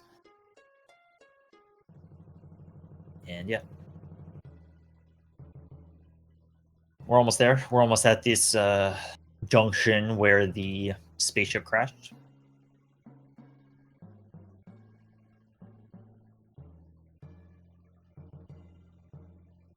And here we are. Okay, so what you find out, well, actually, you don't really find out much right now, but this is important, and this will matter fairly soon. But basically, bad things are going to happen because of this spaceship landing, but it's all tied to what you're doing and why you're here. And yeah, so to keep it in the back of your mind, remember that the context is that we were from the future and everybody turned to stone. And then we went 300 years into the past to try to figure out what the cure is. All right. Yippee-ki-yay, we're going all the way back through Mount Meat again. Again, there's no fast warp. Just a lot of running around. Delineator of speed skill right here. No bonking. Just go fast. Well, if I got a second, I'll just do the plug here real quick. Go for it. Cool. This is RTA in Japan too, for those of you who are just tuning in. The 2nd annual live speedrunning marathon in Japan, which is showcasing many of the best speedrunners that Japan has to offer. You are currently watching the English language restream hosted here on twitch.tv for Speed Gaming 3. There are 4 different speed gaming channels. All of them host a variety of speedrun events, marathons, and tournaments. Please show your support by following all 4 speed gaming channels, the commentators, and the runners. I'm getting really good at this plug, let me tell you, man. Definitely. Yeah, show your support for all of the hosts and everybody else involved too. This is a really cool event, RTA in Japan, and just doing the restream, it's really cool. I think last year we had a really good reaction from the RTA in Japan guys and girls that put it all together, and yeah, it's a cool thing to have an Eastern and Western combination event. I mean, this is definitely an Eastern primarily event, but they do appreciate the fact that we put on a Western restream. So yeah. And one of the nice things about this is that you are going to see games being speedrun here that you wouldn't normally see in a Western speedrun. Star Ocean, for example, is not something that you see very commonly. No, you won't see this at a GDQ. But yeah. Okay, so we are back on the continent, the desert continent. We just picked up. Let me see. He's actually following my notes exactly, so he's doing the same route that I've used, which is nice to follow along. He sold one of the dwarven guards and a rainbow diamond to give him a lot of money, and then he bought 20 times, which is the max amount, 20 times stink bomb, and we're going to be refilling our stink bombs throughout this entire game. And stink bombs inflict the stun status, which I can talk about briefly now because we have some downtime. Stun in this game is incredibly good. Every enemy, including bosses, is susceptible to being stunned, and it just means it's a slight down period in which they just don't do any actions, but it also cancels out the action that they had queued up. It can happen to you as well, and when it happens to you, it's really nasty, but the stink bomb item allows you to inflict stun, and most bosses in this game are going to go down by getting hit by stink bombs. And the next, so I was talking a little bit before about the kind of the randomness and whether or not there are some bosses that are worse than others. And the next two bosses are definitely, well, the one 2 times from now is definitely the worst. The next boss is tough, but doable. And yeah, we'll kind of get through them one by one. But just realize that we're going to be going into a dungeon in a little bit here. But first, like I said before, we were wandering around trying to figure out where Millie was, and we found her. But she basically just walked right by us, and now we have to go figure out what she's up to.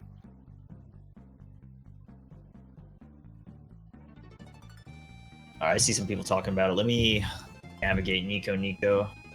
There's a, so if you're not familiar, people were talking about this a little bit before.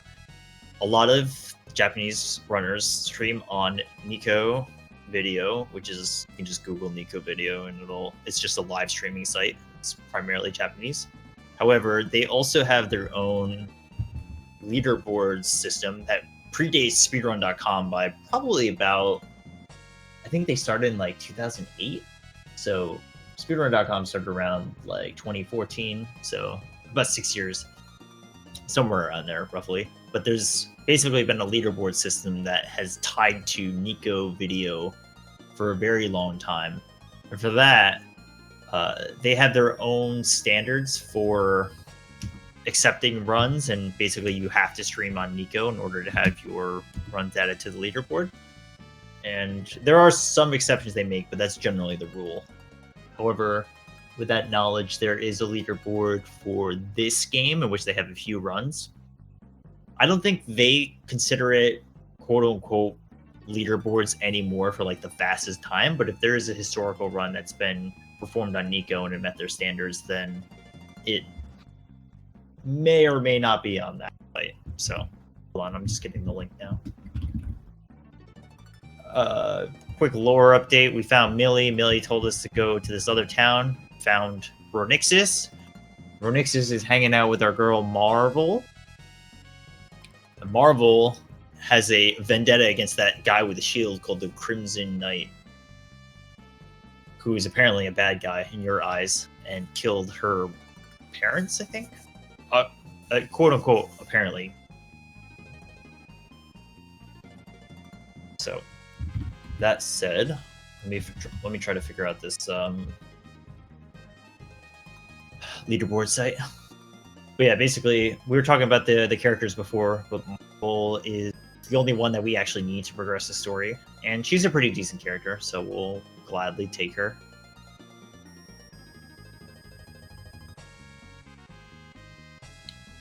Alright, so this is the cutscene where you're allowed to either order hard alcohol or a smoothie. So, unfortunately, you take the smoothie option, because if you want Marvel to not leave your party, you have to be stone cold sober, so you can go talk to her. Otherwise, you pass out on the floor. Turns out Iria is known for being a heavy drinker. And Ronixus is he's straight edge.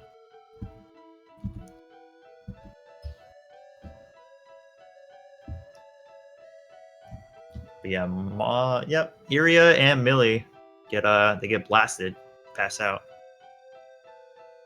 So our runner casually takes a break here. Just gets up from his seat.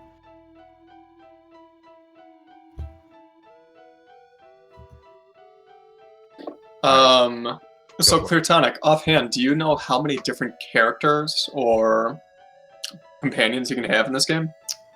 I believe the answer is 12 total characters. There's the 5 that you see here. There's Joshua, Fear, Ashley, T-Neck,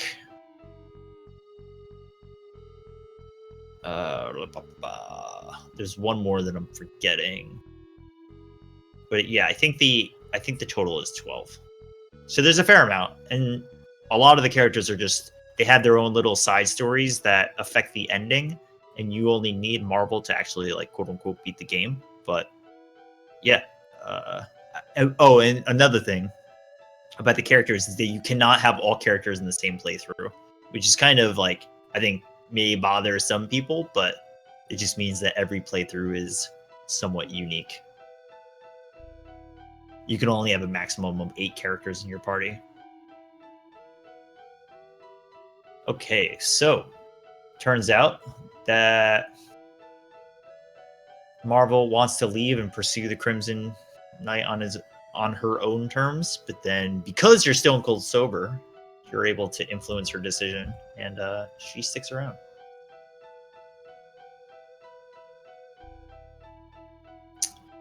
Okay, I almost have this page up for the leaderboards, quote unquote leaderboards.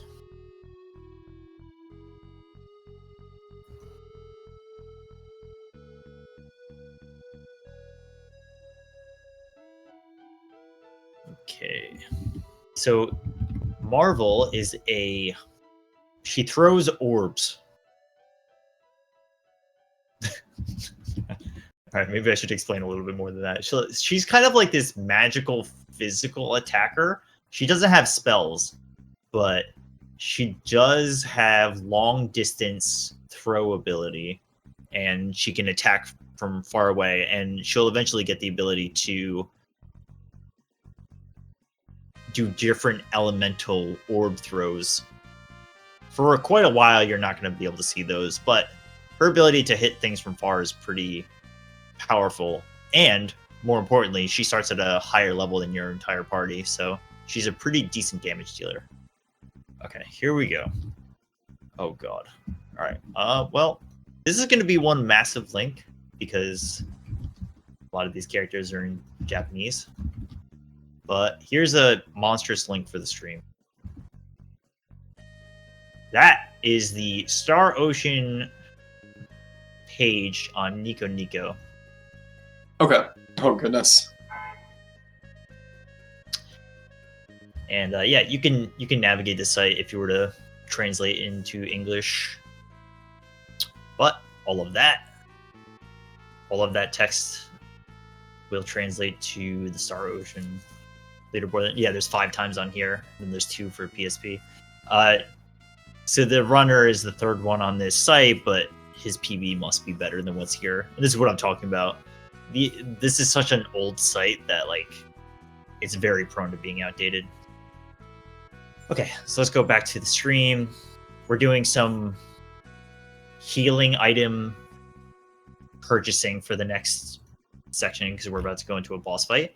And yeah, we're basically setting some stun skills on Iria. We do some tactics setting, and we basically put everybody on offensive, and then we're going to specifically take Millie out of the party, put Ronixis in, and yeah, we're basically going to go off to the dungeon now.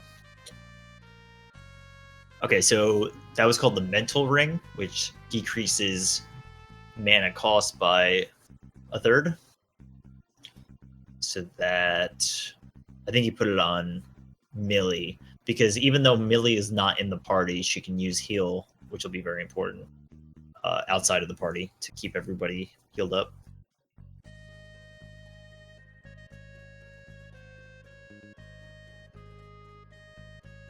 Is there going to be commentary for every run?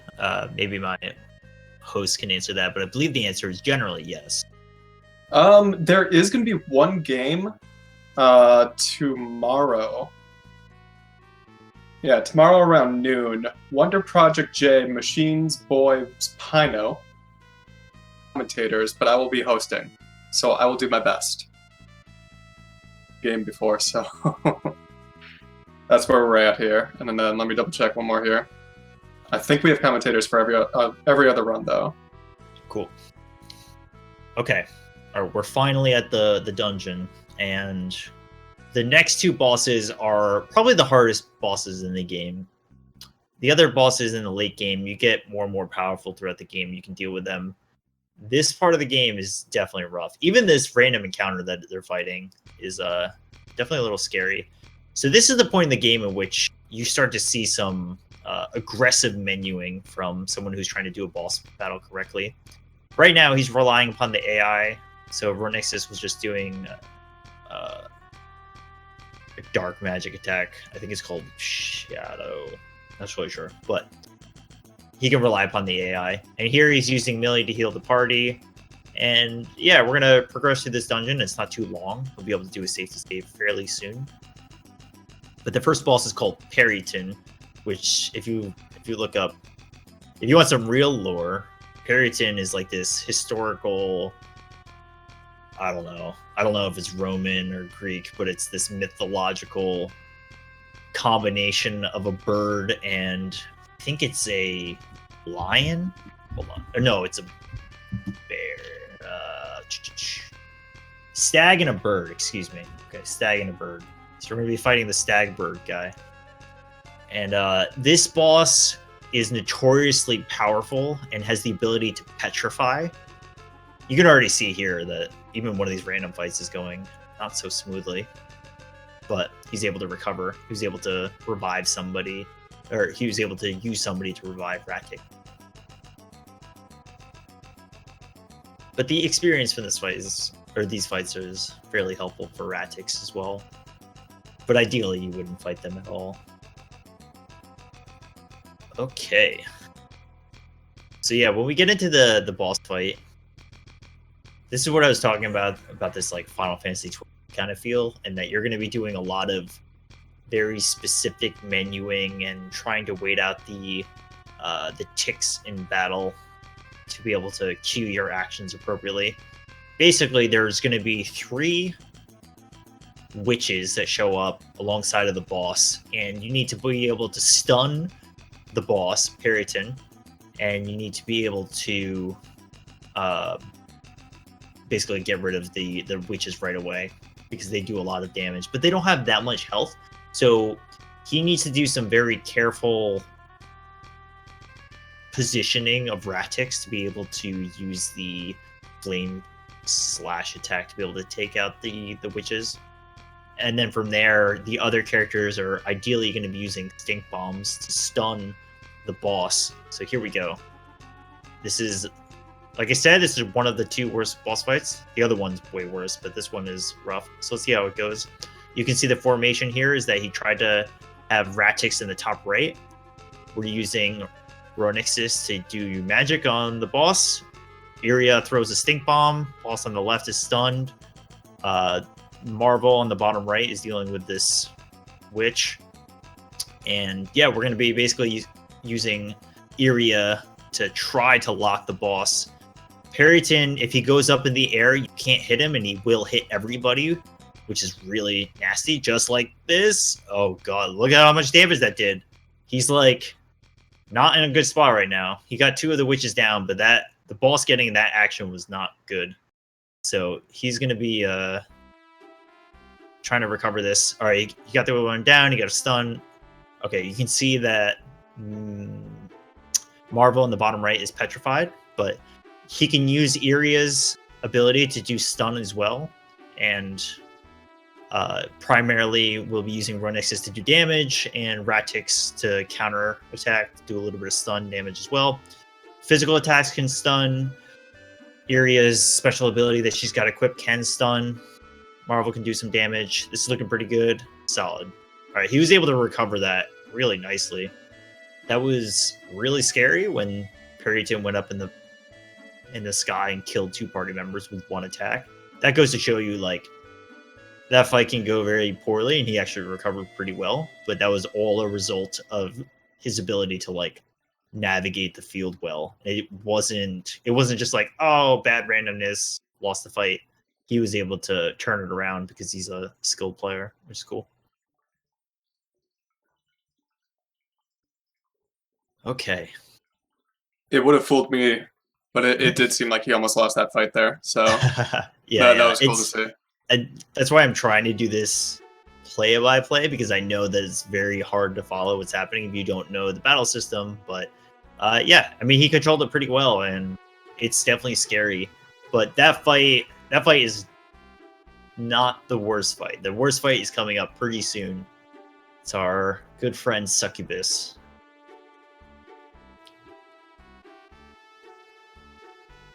And that makes the fight that just happened look like a breeze.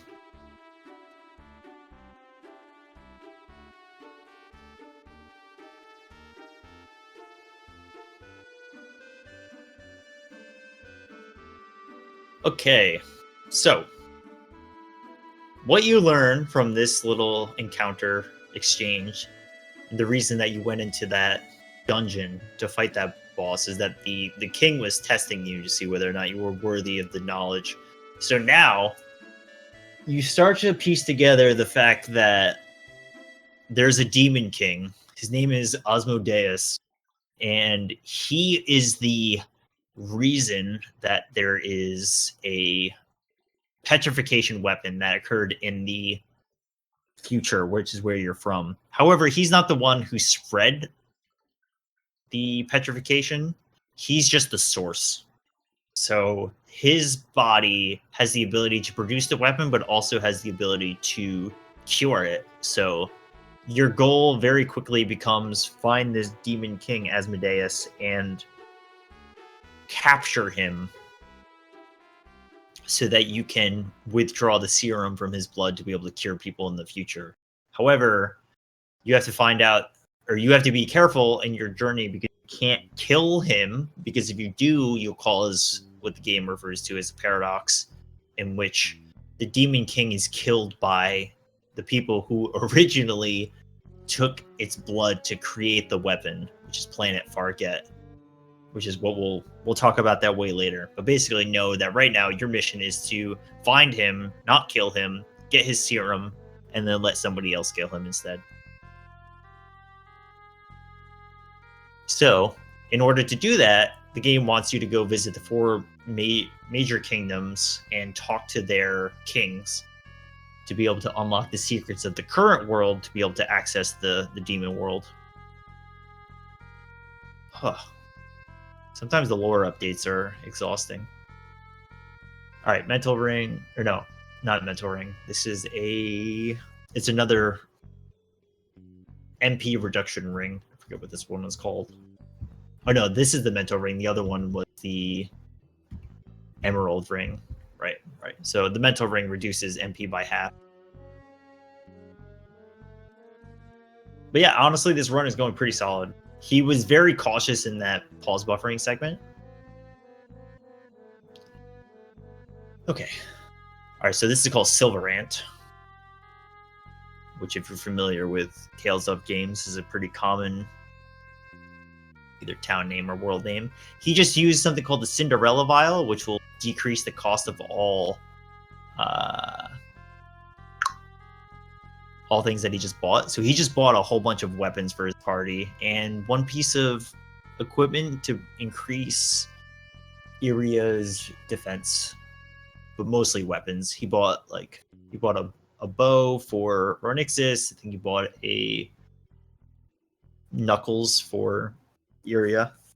He's coming here, restoring his restoratives, like the revive bottles, and then he also buys something called might potions, which increase attack power for the duration of a fight, and then also buys more stink bombs, which he'll be doing every time he can. He throws the mental ring on Marvel so that she can use her orb abilities with the least amount of penalty, and pretty soon those are going to be very important fights. Because if you saw in the menu, Marvel's level 20, while the other characters are like level 12. Actually, Ronixus is 20 as well, but primarily, well, you can see Millie's level is like 4 because we've been taking her out the entire game. The game does not do spread experience. So through a normal gameplay, what level does the game expect you to be when you get to the end? I would say the first time I casualed it, I was like 40-ish, and we're gonna be like mid-20s, I'd say. So it's pretty big. Wow. There's a fair amount of post-game stuff to do in this game too, which is kind of cool. I think this is, later Super Famicom games are kind of when post-game became more of a standard thing to show up in games, I would say. And this game came out, it's like 96, I believe, if I'm not mistaken, which is, there were certainly games that came out way after 96 for Super Famicom, but this is a fairly large game, and there's a fair amount of stuff to do in the post game. But yeah, I would say around 40-ish or so. I'm gonna be really curious to see how they finish this game being so under level. Yeah. It'll be kind of similar to what you saw in the last boss fight, but it's a lot of just careful menuing. All right, here we are. So we are in the Moor Kingdom. Hold on. Yeah, so we go to Portmas. We've been at Portmas before, and we are entering the dungeon. This by far the worst fight in the game. It's the hardest. You are supposed to be a higher level, and the delta between where you are and what you should be is very, very different. And like I said before, this game is very open-ended and not linear in the order you do things. And it just happens to be like you technically have enough to do this fight, but it's a very, very hard fight. And you have access to it now. What happens is that you come here, and this is the treasury, and these fights are really dangerous, and specifically those bird enemies. If you know the Parrington fight that we just did, those guys, that boss fight is rough in itself, but then any enemy with this sprite is always a pain, and this guy is definitely a pain. You can't afford to fight or run from this fight because similar to the last boss, if this bird goes in the air and attacks everybody, they're probably all dead with the exception of Marvel. But then at that point, she wouldn't be able to run away in time and she would die too. All right, so it gets to this fight. You saw that the runner was like upset that the fight had the bird in it because it's not guaranteed the bird will be in the fight. So you go into the treasury here. These are temporary equipment that you're allowed to get through this dungeon. They are very good, but the point of the story is that you're able to use them for the dungeon only, because I guess the lore update is that you try to talk to the king and he's like, oh well, monsters are coming out of our basement, can you help us out? So you have to go help him out, and then he'll give you secrets of trying to get to the dark world. You have to help him out first. So you go down the treasury, and he's like, well, you can use whatever's in the treasury, but only while you're down there. Then you have to get back to us. It's kind of a beat move, but anyways, so you saw earlier in the game that we were able to decrease the encounter rate to 0, basically. That's not the case in here. We have to fight these randoms, and you can't afford to run from them, because if you try to run, you will definitely die. Now notice that whenever the ice move is happening, I'm sorry, I said before, St. Elmo's Fire, it will allow you to absorb ice moves, which is an accessory that we bought earlier. We got from the small boy at the port. So it allows, anytime that ice move happens, you can just straight up absorb it instead. So he wouldn't be able to pause buffer past these encounters. He actually would, but not only does he want the levels, but it would also be painfully slow. But you can, yes. And actually in the my fastest run, I came up with strats to be able to pause buffer some of the later dungeons. And you technically can, and I'm actually curious whether or not he has incorporated that in his fastest time. Like I said before, it's very rare that I get to see other players seeing this game. And yeah, I'm kind of curious to see what he does in the late game. But you definitely can. You can pause buffer the entire game if you wanted to. It's just not in your best interest for time. Yeah. So you see some funkiness with the capture. Basically, when he resets, it just takes a little while for the capture to come back on. But he got into a really bad encounter, so he reset the game.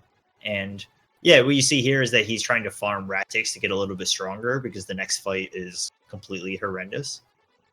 And once he gets to, I think it's like level 19 or 20 or with the strats that this guy uses, he'll try to attempt the fight. But yeah, you see that these mage enemies are casting ice spells and it's just healing him. So then he uses Rift Wave to do some extra damage. I have not submitted my time. There's no meaningful reason. Should, I guess. But yeah, I have a run of this game in both English and Japanese. Okay, so he's a little scared here. Oh, well, that, and he just lost the last fight that he did. So yeah, that goes to show you how ridiculously.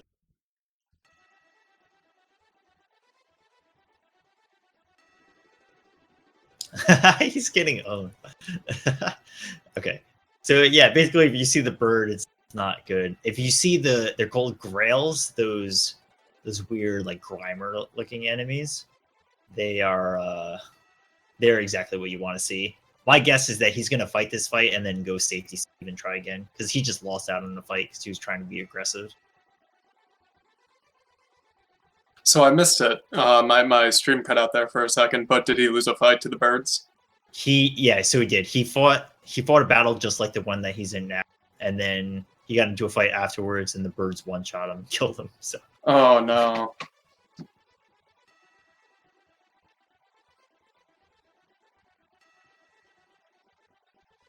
Does the fan translation change? It's exactly the same. I guess text might be a little bit slower. I shouldn't say exactly. Text might be a little bit slower in English. I say might. It definitely is. But it's a little bit slower, and there is one specific... I guess it's a glitch, but it's not a good glitch.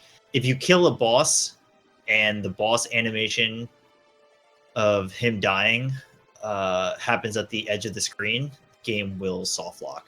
So watch when the next boss defeats, there's like this big animation that happens. If that happens at the edge of the screen, for some reason on the fan translation, on a flashcard, to be specific, it'll soft lock.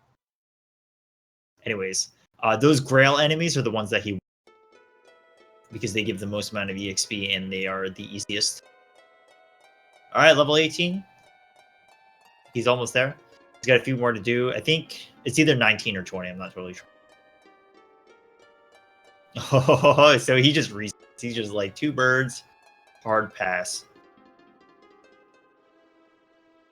That seems kind of brutal. Now, when he resets this right here, how far back does he have to go? Oh, there's a save point. So he goes down a floor, hits a save point, goes up a floor, and then he's grinding out fights. So it's really not that bad.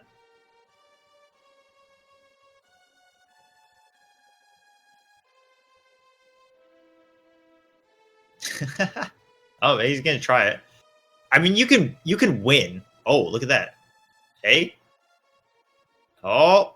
Oh. Okay. Oh, it does so much damage. It's so not fair. Chat to spam a bless RNG. Get rid of these birds. Yeah. Oh, he just keeps getting birds, man. They just attack you from far away and own you. Look at this. Oh, he defended. Oh, Radix. Do it. Oh. Oh. Oh.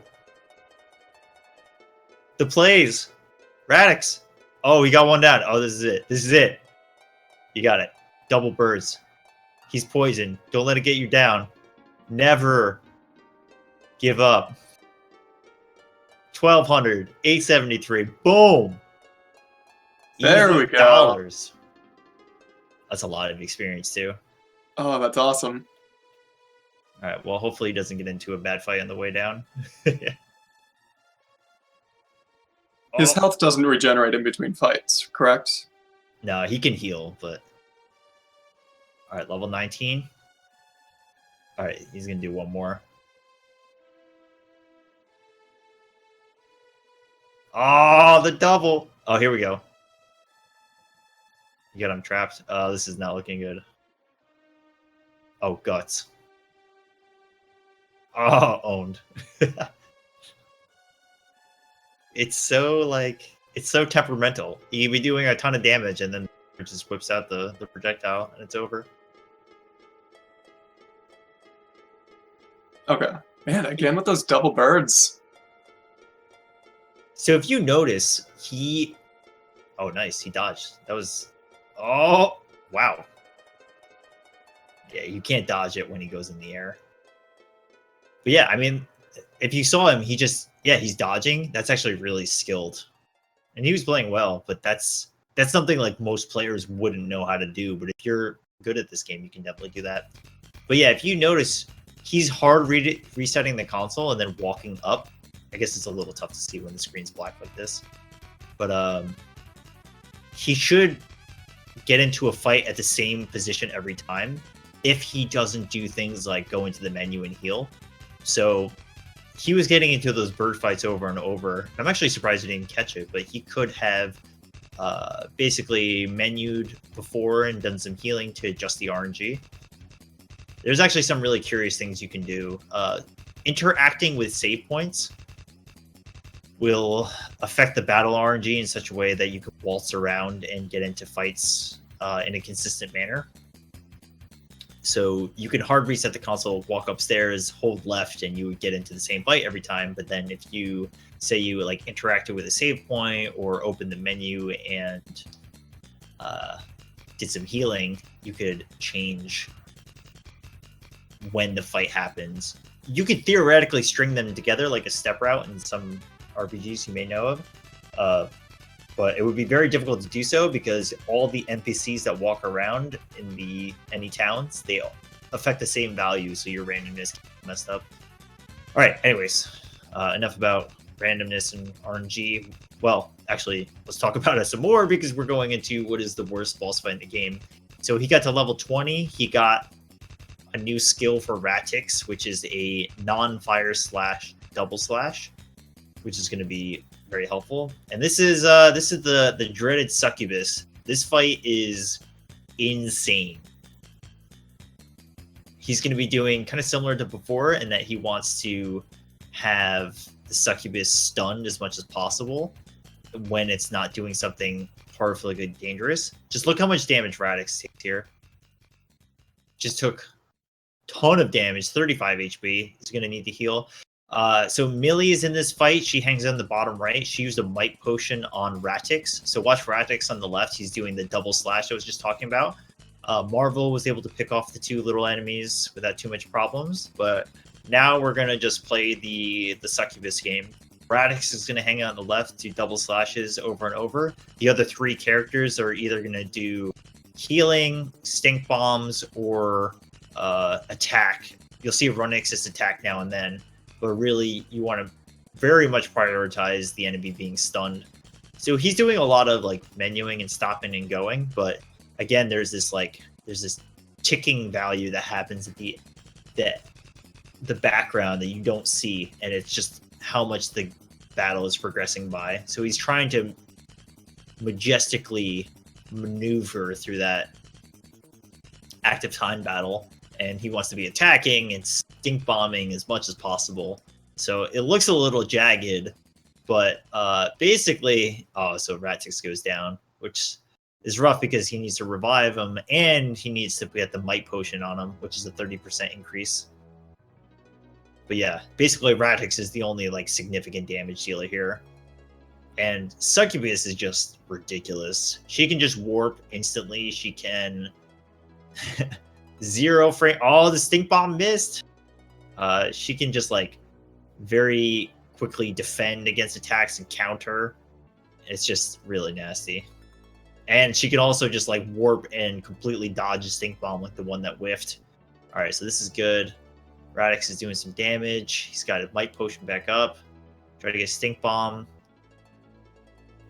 So something to keep in mind is that if an ally, oh he's dead. Oh, this is it. Look at this. Oh my god. Damage it does. 588. And there's more coming. Oh, Marvel's so dead, dude. Oh yeah, another thing is that when somebody dies, you have to open the menu and wait for the sound clip animation to stop playing, or else you won't be able to take an action. So you saw Radix was all red there. He actually has a sound clip that plays, and he actually just stops what he's doing and plays the sound clip until it's over. So you have to open the menu to let that play, or else you won't be able to go. But anyways, Radix is doing a bunch of damage. He's controlling Succubus pretty well, and she's cooperating nicely, but she has a ton of health too. But you can see that Radix powered up to like 2k per slash, and I could look it up real quick, but I think Succubus has like 30k. Check. It's quite a bit. Anyways, he's doing pretty well in this fight, but you can just see like you can go from 0 to 60, or she can go from 0 to 60 at any point. Yeah, look at that. Radix 2 HP. Somehow isn't dead. Has some invincibility frames coming out of that last hit. Let me see if I can find Succubus's HP. Got a data sheet here. It's definitely sketchy. He's doing a really good job controlling this fight, though. Yeah, Succubus has 25,800 HP. Clear Tonic, I'm going to be right back here, okay? Yep, no problem. Okay, so he's running out of stink bombs, which is a problem, and he doesn't have any might potions on now, so he's doing a little less damage. But it's getting a little dicey. A little dicey. Oh, there we go. Oh, the double. 2,800. You get attacks like that, Radix will take him down. It should be getting close, but it's definitely scary. We got a few stink bombs left. 1,300. He missed one of the double slashes.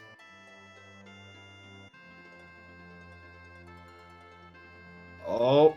Oh. See how fast she reacts? She just got out of stun and she like immediately, like 1 frame later, starts attacking.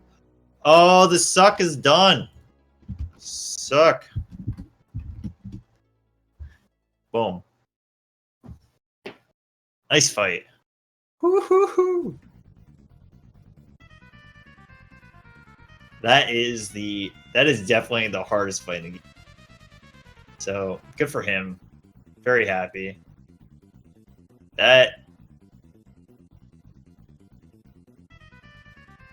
I'm just telling you, as someone who's ran this game before, that is like the hardest fight to learn how to do and to do properly and to not waste a lot of time and to not get frustrated. It is an incredible beast. So good for him. I think he's looking a little bit rough on his estimate, but it's the way life goes. Look how much damage did these guys do. The rest of his party is just getting destroyed. But Radix gets healed.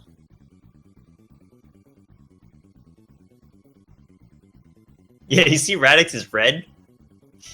He has a sound clip. He literally won't do anything until he stops with his sound clip. Yeah, look at this. The rest of his party is just wiped. But Radix gets healed by the mages.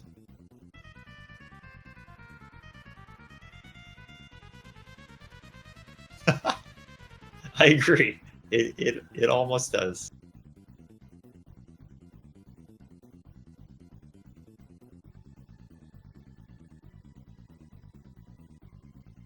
So he's just gonna get his way through here. Oh, another bird. He's not guaranteed to survive either. He might be more powerful with Radix, but yeah, that bird can also destroy you. All right, this is going really well. But yeah, he's doing a lot of micromanagement here. You can see Radix and Ronixis clearing him. Ronixis is just like an all-around incredible character. He does a ton of physical damage for someone who's a mage character. At least at this point in the game. But then later, his magic is like super powerful too. He's just a really good character. I mean, every character in your main party has their... Marvel does quite a bit of damage with her orbs. And Iria doesn't do that much damage, but her ability to use stun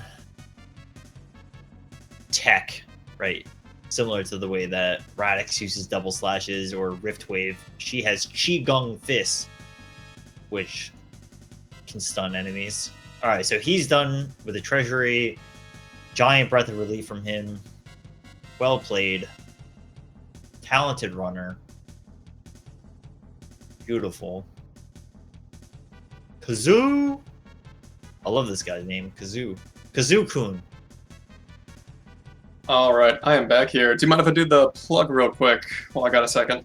Yeah, good time now. All right, cool. So for those of you who are just tuning in, this is the RTA in Japan 2 Marathon.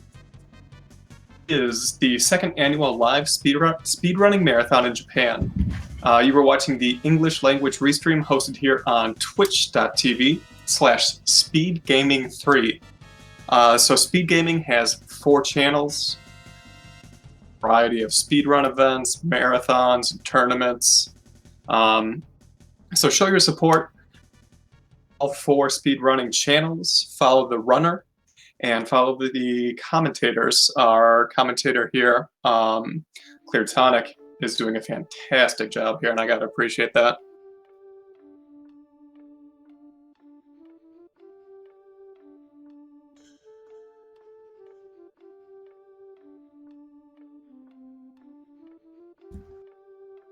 One of the questions in the chat is this stream not live? The stream is live. We are restreaming it.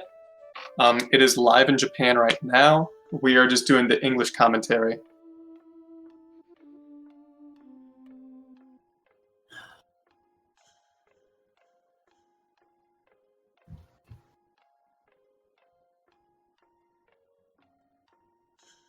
And then, for those of you who are just tuning in, we have direct game feed audio, is because we are just rebroadcasting their stream. We are putting our own music in the background. It's the otherwise you would have 2 sets of commentary going at the same time, one in Japanese and one in English. That we're just doing our own background noises, or our own background music, I should say.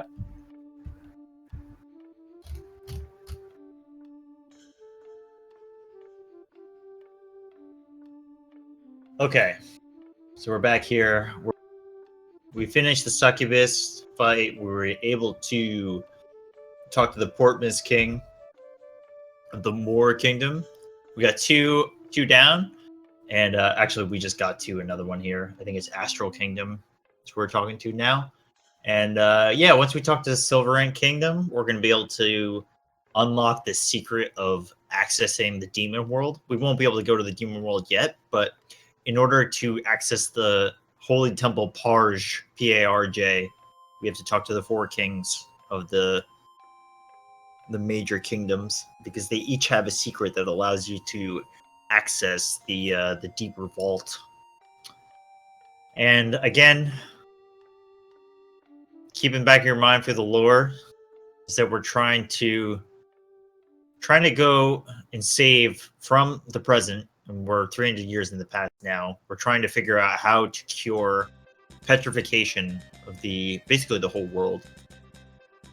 And the answer to that is that the weapon that everyone was afflicted in the present with, the weapon was created from the Demon King from the past, which is where you are now. His blood, the serum of his blood created the petrification weapon, but the serum of his blood is also the antidote.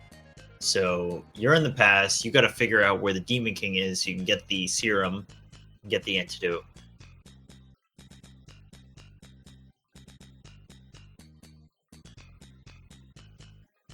Okay. So we have one more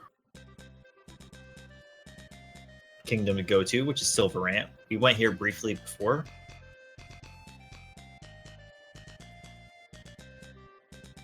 It looks like Chi-Na is giving some either advice or helping him with the route. He almost went into that city. Chi-Na was like, no, don't go in there.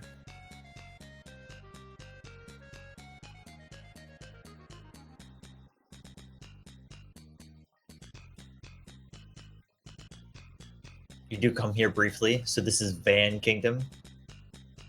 Oh, we have 2 more. No, I'm sorry. This is the last king that we have to talk to, right? Yeah, exactly. We need to go to Silverant, which is the next town. Which is a kingdom, but not an important one. We are going to do some shopping there, but we have to talk to the king.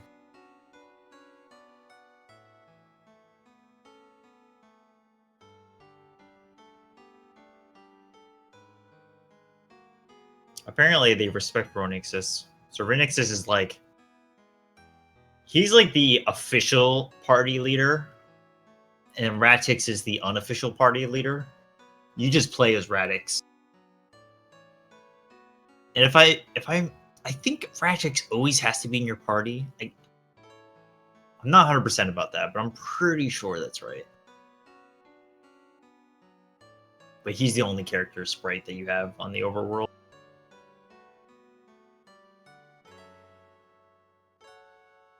Alright, so we're going to go to Silverant next, and we're going to be hoping that Millie has the highest affection value on her team and will give us charm. And you can get the charm over and over and over, so you can get 2 of them. And so the way it works is that there's an affection value that's in the background, and depending on the way that you interact with some characters... Oh yeah, here we go. Depending on how they interact with you, you can have them either like you or dislike you. And basically, if you have Millie like you, it'll give you this charm. The charm is like incredibly good. Just check it out. We're gonna equip it fairly soon. You'll see how much of a boost it gives to all your stats. So if you're familiar with Tri-Ace games, there typically is something called a Tri-Ace item. Check it out right here.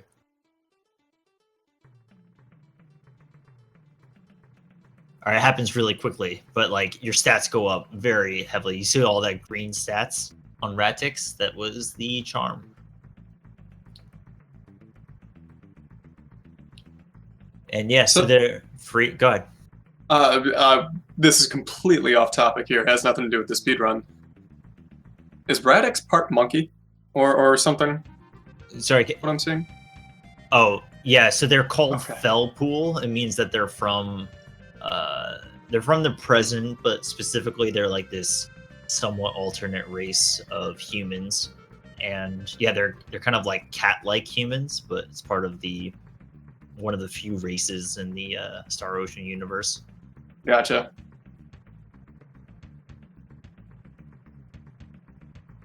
Okay, so he came here. He did some menuing. He mostly just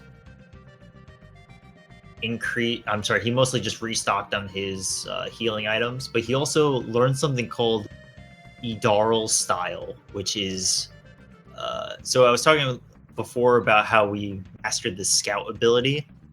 Every character has their own fighting put in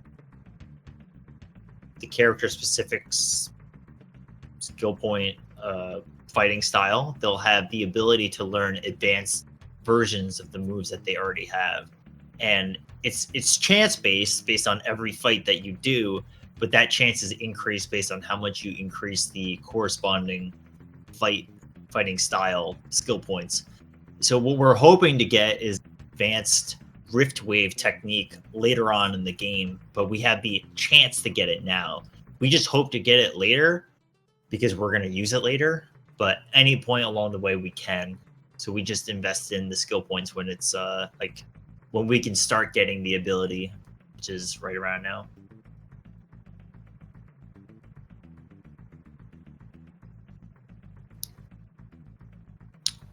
Yeah, some people were talking about it before. There's a remake of this game. It is completely different in terms of mechanics. I believe the story is pretty much the same. But yeah, the mechanics are completely different. This game's mechanics are pretty much unlike any of the Star Oceans and pretty much any other game out there. I can't think of many JRPGs. The closest one I can think of is Final Fantasy XI that has similar mechanics to this. And you were saying before that the remake was for the PSP or the PS Vita, correct? Yeah, I think people said in chat that it's PSP. Let me just look it up real quick. I'm pretty sure that's right. Yep. Yeah, it's called First Departure, PSP. Okay, so we are in Parched Temple now.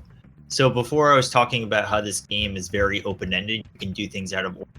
So when we first got to the desert continent, if you do the character routing in such a way that you get Joshua in your party, I believe this is the way it works. If you get Joshua in your party, you can come here earlier, which is part of the reason why these enemies are so easy right now. But you're going to get access to something called the Inner Parched Sanctum pretty soon, and the enemies are way harder there. And you can only get access to the Inner Parched Sanctum once you do this quest to talk to all 4 of the kings, which is what we were doing before. So, oh yeah, you see there. So this is a rare instance of where there's interactable enemies on the screen, and if you pause cancel at the right time, they can go through you, which is something that he did.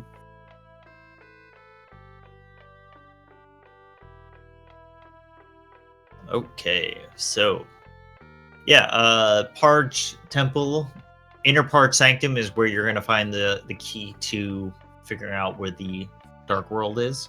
Parched Temple is, I guess, Outer Parched Temple is kind of like the front, in that it makes you think that there's not really much here and just some treasures, but really there's something deeper happening. But yeah, you can just see how easy these enemies are. They do 0 damage to Radix. But that's going to change very soon. Inner Parched Sanctum has some really nasty...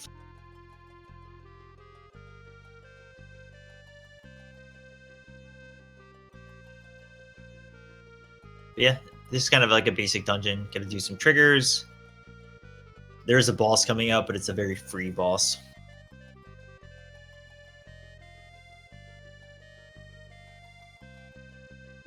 Check out all this voice acting.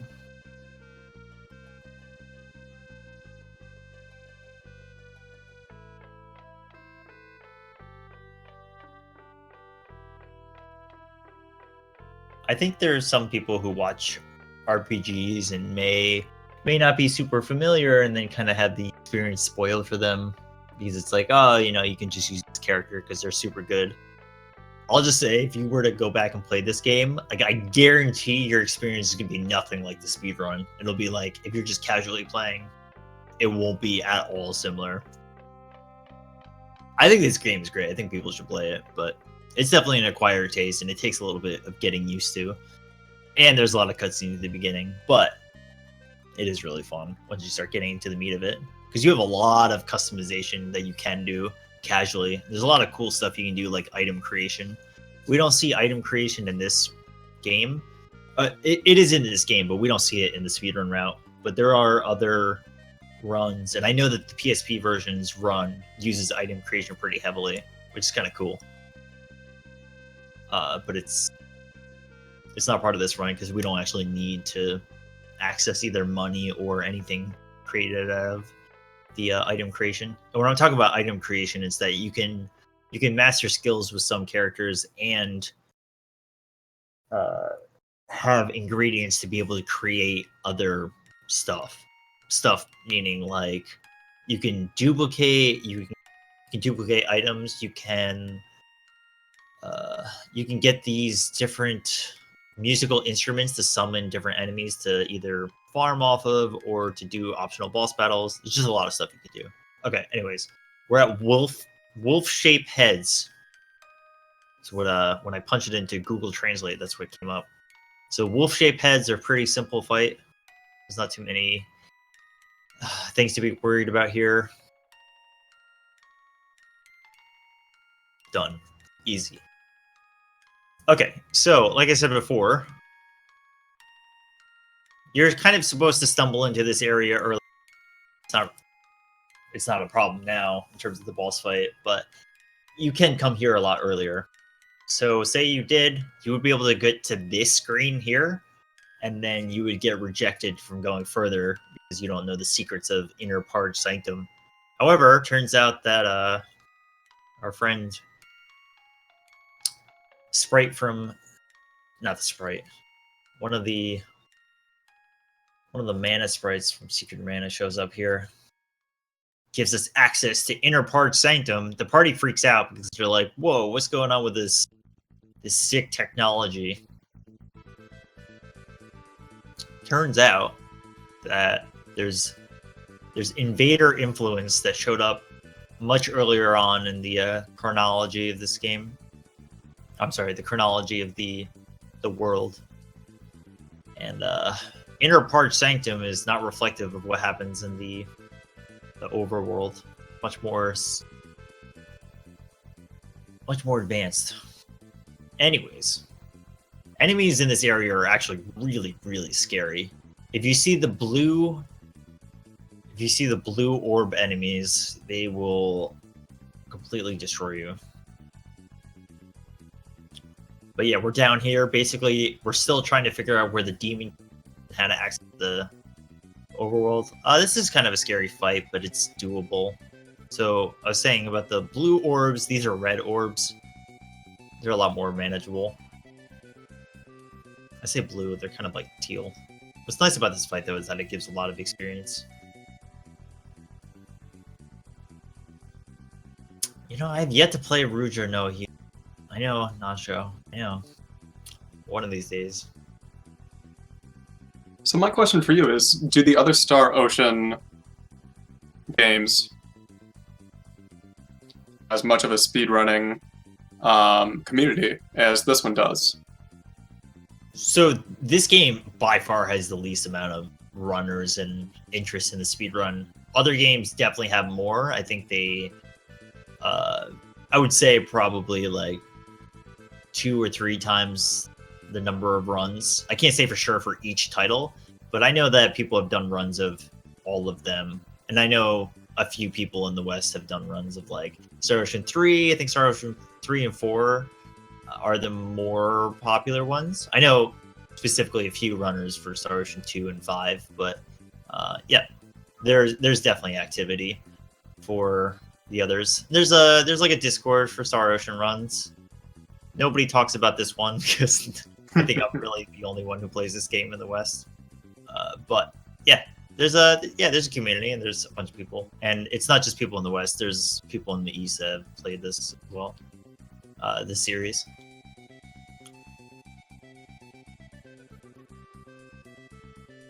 So I don't think he's gotten any of those blue bubbles you were talking about. Yeah, that's right. He's just getting the same encounter, which is pretty nice. And he's dealing with it fairly well. But if he does get a blue bubble, does he just reset, or does he try to fight it? He will definitely try to fight it, because you can win. It's just that they're kind of like the Succubus in that they have instant trigger attacks, and they can just do so much damage. But he will definitely try to. The thing is, like, he has to go these long stretches with getting through the dungeon. It's not like before where he was just grinding and he would reset because it's inefficient to wait it out and just die. He's actually just trying to get through this dungeon, so he will be trying to fight everything and make it to a save point and save every time.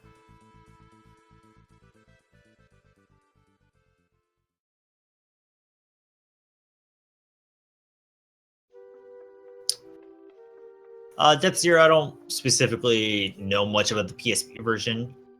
I know that the PSP version has its own item creation involvement that's like completely different than what this game has to offer, but it's a little tough to say. It's just so hard because they're such radically different games, so it's like you can't even really compare them. The only thing you can compare them on is like the story. But yeah, I mean, it's a little hard to follow in that it looks pretty smooth in each one of these random fights, but he's doing a really good job of just like micromanaging his party to be able to do attacks quickly. So yeah, he's, like I said before, he's using Millie, who is not in his active party, to heal everybody. And he's got a MP reduction accessory on her to help her to reduce the amount of healing that she does. He's doing really well, though, and he opts not to take like a semi-optional safety save. Yeah, so this dungeon, it's actually like a giant maze. and it's actually really hard to navigate your first time through it. You will almost definitely get lost. But you need to activate a bunch of switches to be able to open up certain area. Okay, cool. So he saves here, which is good. He needed to get 2 key cards. It's like he's in Silphco. 2 key cards to be able to access the lower area. And once he gets down there, he's almost at the secret of the accessing the dark world.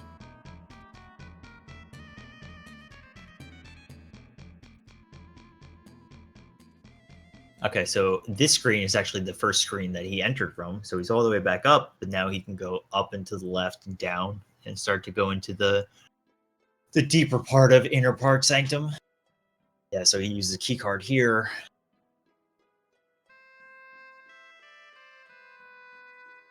The fights don't really get scarier as you go. They're all the same fights. But yeah. Here we go.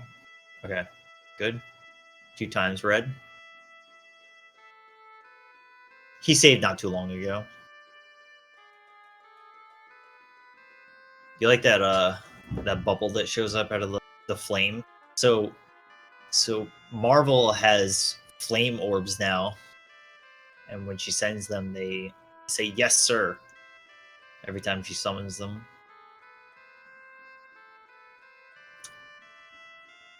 Whew, okay.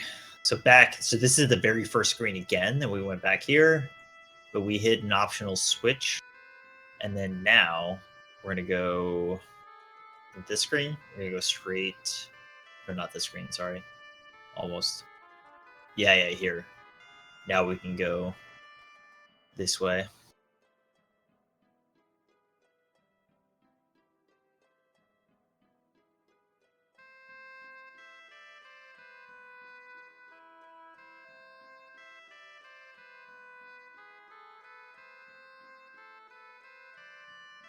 Okay, so here we go. See how fast they are? Scary. You can do it. You can do it. Oh. Man. And he opted not to safety save. He might be burning for it now.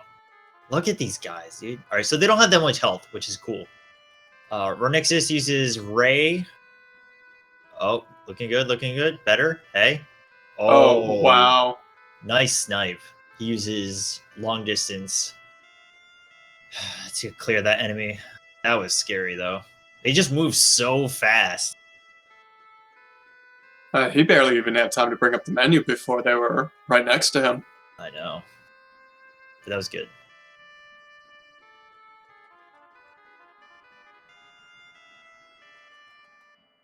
Oh, man, another one. No. All right, so he's got Ray triggered. So Ray is light spell by Ronixus. So when you see this giant, when you see those like cards going around the screen, yeah. But it temporarily stuns the enemies long enough that he'll be able to reasonably be able to deal with them with Ratix. And he could trigger Ray again if he wants to with Ronixus, but didn't need to there. That was really impressive. It's a little hard to say, but like he was triggering attacks with all 4 characters to very cleanly deal with all those enemies. Very nice. Kazoo! Alright, here we go. Another key card. Now we're getting into the real deep parts.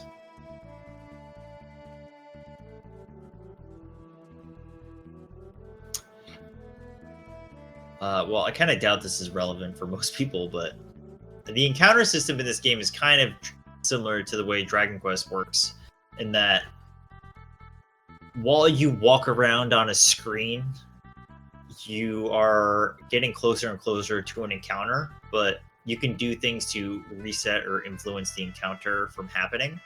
However, in this game, the encounter value won't necessarily reset when you go into a new floor. It actually will carry over. To say you have 20 steps to get into a fight, it could be that you take 10 steps on one screen and 10 steps on another, and then you'll get into the fight, or you take 5 steps on one screen, transition, then 15 steps on the next. You can do things to influence that, but generally that's the way. Okay, he does some menuing here. He is now at the bottom of this temple. Basically, you have to figure out that there was another civilization that implemented the technology on this planet a long time ago, and turns out that they were able to access the demon world themselves. So you need to input a passcode here based on what the kings have told you, because the kings each tell you something that helps with you understanding what this passcode is.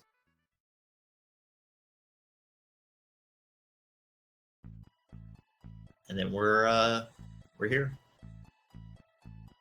Okay, so what's the next is that we start to find out. Okay, so remember when the starship crashed like an hour and a half ago? Yes. That was... So, okay, how do I explain this? So when they showed up, they being the people that were on that starship, they're part of the enemy faction that came from the planet Farget, that went to the demon world, took the Demon King serum, and created the petrification weapon. They spent 300 years crafting the weapon, and then they started spreading the petrification weapon throughout the present world. So that's where you're from, and you started to see the effect. So what you're finding out now is that those guys, the people from planet Farget, who came in on that spaceship, are now, like, wandering around where you, in the time period that you are now, trying to look for the Demon King. So you have to chase them down and try to stop them from creating the weapon in the first place. So rather than trying to cure the petrification, you could just stop the Farget soldiers from creating the weapon. Either way, you need to find the Demon King and find Planet Farget people and stop both of them. Oh yeah, and we get a random guard that turns into a giant spider woman.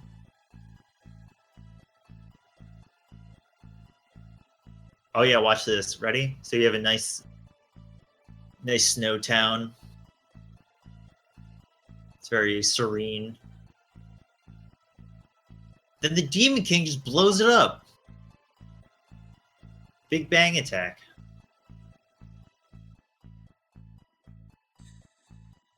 So that town is just wiped from the planet. If you were to go there, it's just a giant pit. Can you actually go there in the run? Or in the game? You can go there. There's just... Yeah, it's just like a giant It's just pit. nothing. It's on your way to another town. And you can visit there before, and then you go there later, and it's just completely gone.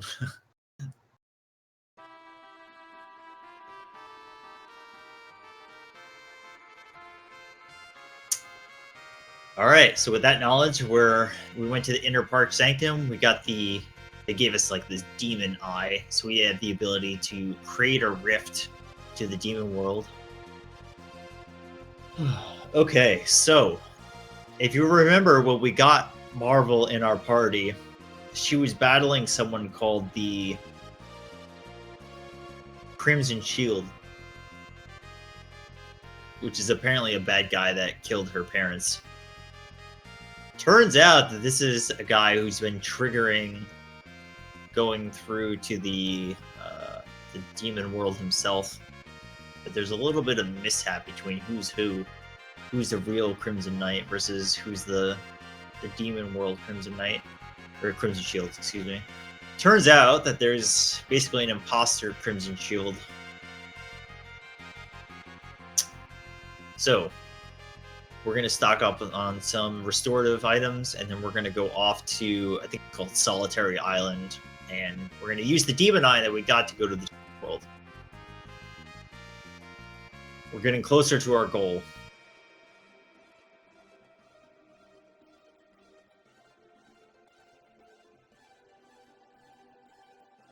All right, here we go. third option.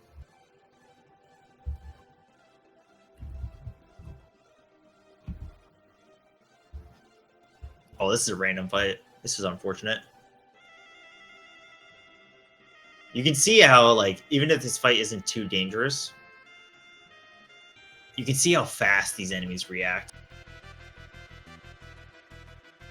And, like, oh, yeah, one other important point is that he won't be able to get restoratives without waiting a significant amount of time from this point in the game out. Basically, you go to the Dark World, you come back in the Light World quick, but then you go straight back to the Dark World, and then that's it. There's no shops. One of the worst parts about this game, hands down, is that when you get to the final planet, there's no shops, and there's no way to get any more items. Well, there is a way, but it's not like you can just go to an item shop, and you can't leave. You have to have a very specific setup to be able to buy items. Okay, here we go. All right, so you go to the Dark World. Turns out the Crimson Shield, this guy is here. He gets translated in this fight as Del Augussi, whatever that means. Anyways, he's not a really hard fight. All your character attacks do a ton of damage. He can do a fair amount of damage to you, but it's just like, this is one of those fights that's so easy to deal with. He gets stunned easily, and his startup animations are so high that he barely gets a chance to do anything. All right, so we defeat him. Oh, by the way, get ready for one of the biggest lore updates coming up right after this fight. Brace yourselves. Anyways, we defeat this guy. Turns out that he's actually not a bad guy. However, he's got this dark side to him, which apparently has been masquerading under his guise. And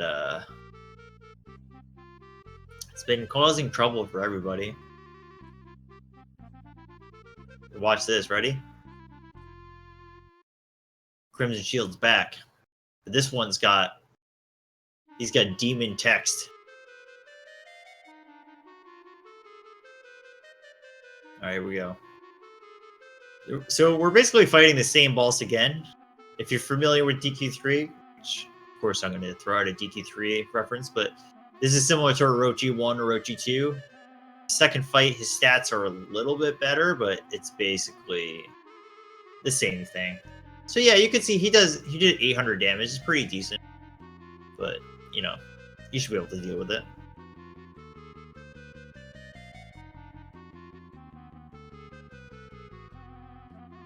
Nice. Okay, so you saw that big animation that came out.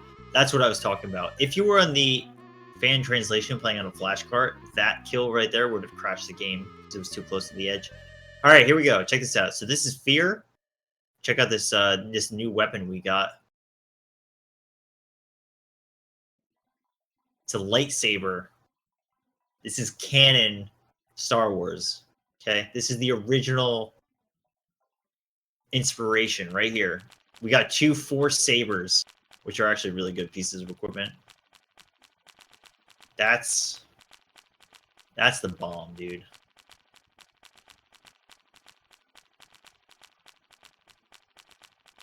All right. So he was hoping to get some skills on Ratix, which is why he's been putting into that fighting style skill set. He hasn't got it yet, but hopefully he does soon.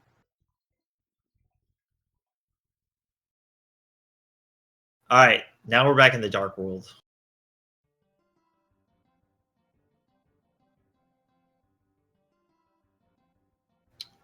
Dark World, there's no enemies on the overworld of the Dark World, but it's pretty messed up here. Yo, no save point. Okay, here we go. All right, so this is some lore that doesn't come up in the speedrun, but it is important to understand what's happening here. So Planet Farget, they're the cause of all the problems. They, in the past, even before the 300 years, so way before that, they had implanted a guy named Asmodeus who ended up becoming the Demon King because people would listen to him. He becomes the Demon King. I'm sorry, not people. Monsters ended up listening to him. But he was originally from planet Farget. And because of that, he sets up base on the Dark World with planet Farget technology. And then later, planet Farget people realized that he had become the Demon King because they hadn't heard from forever, and then end up killing him and taking his serum. It's pretty messed up, man. His own people. Dark story. Yep. So you come here. Oh, yeah, go ahead. Oh, yeah, go for it. No. Okay, hey, real quick here. For those of you who are just tuning in, this is RTA in Japan too. This is the second annual Japanese speedrunning marathon. We are doing the English language restream, so you are still watching this live. We're just doing English commentary live over it. And we are being it's being hosted by Speed Gaming 3. Speed Gaming hosts a variety of speedrun events, marathons, and tournaments. Support by following all 4 Speed Gaming channels. Show support to the runners over in Japan. It's a really nice opportunity that we are able to restream this for them. So go ahead and follow the runners as well, and the commentators.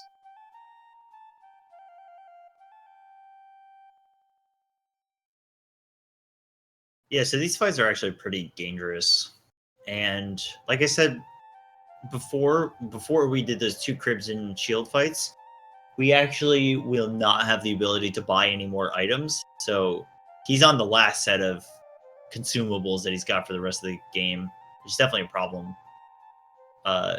In terms of just like mitigating how much you actually spend. So okay, so we got a fight here. It's called the Dark Eye fight. It's literally just called Dark Eye ? And you'll see it even if it's in Japanese. Oh yeah, some English text there. Very nice. I'm sure that people who are Japanese have no idea what that is. But yeah, anyways, Asmodeus shows up. We're trying to get into his lair. We put in the wrong password. We didn't have 2-factor, and turns out that the system denies us. And then Asmodeus just shows up. He's got a nice long-haired get-up going on. Look at him. He's beautiful. All right, Dark Eye. Dark Eye can do a lot of damage, but luckily his allies are very weak, and he can petrify people very simply, but he also takes a ton of damage himself, so he's really not too much of a problem. And I think he's got like 2,500 health, similar to Succubus. Yep. But you can just see how powerful Radix is with the 4 saber we just got. It's like 3k a hit.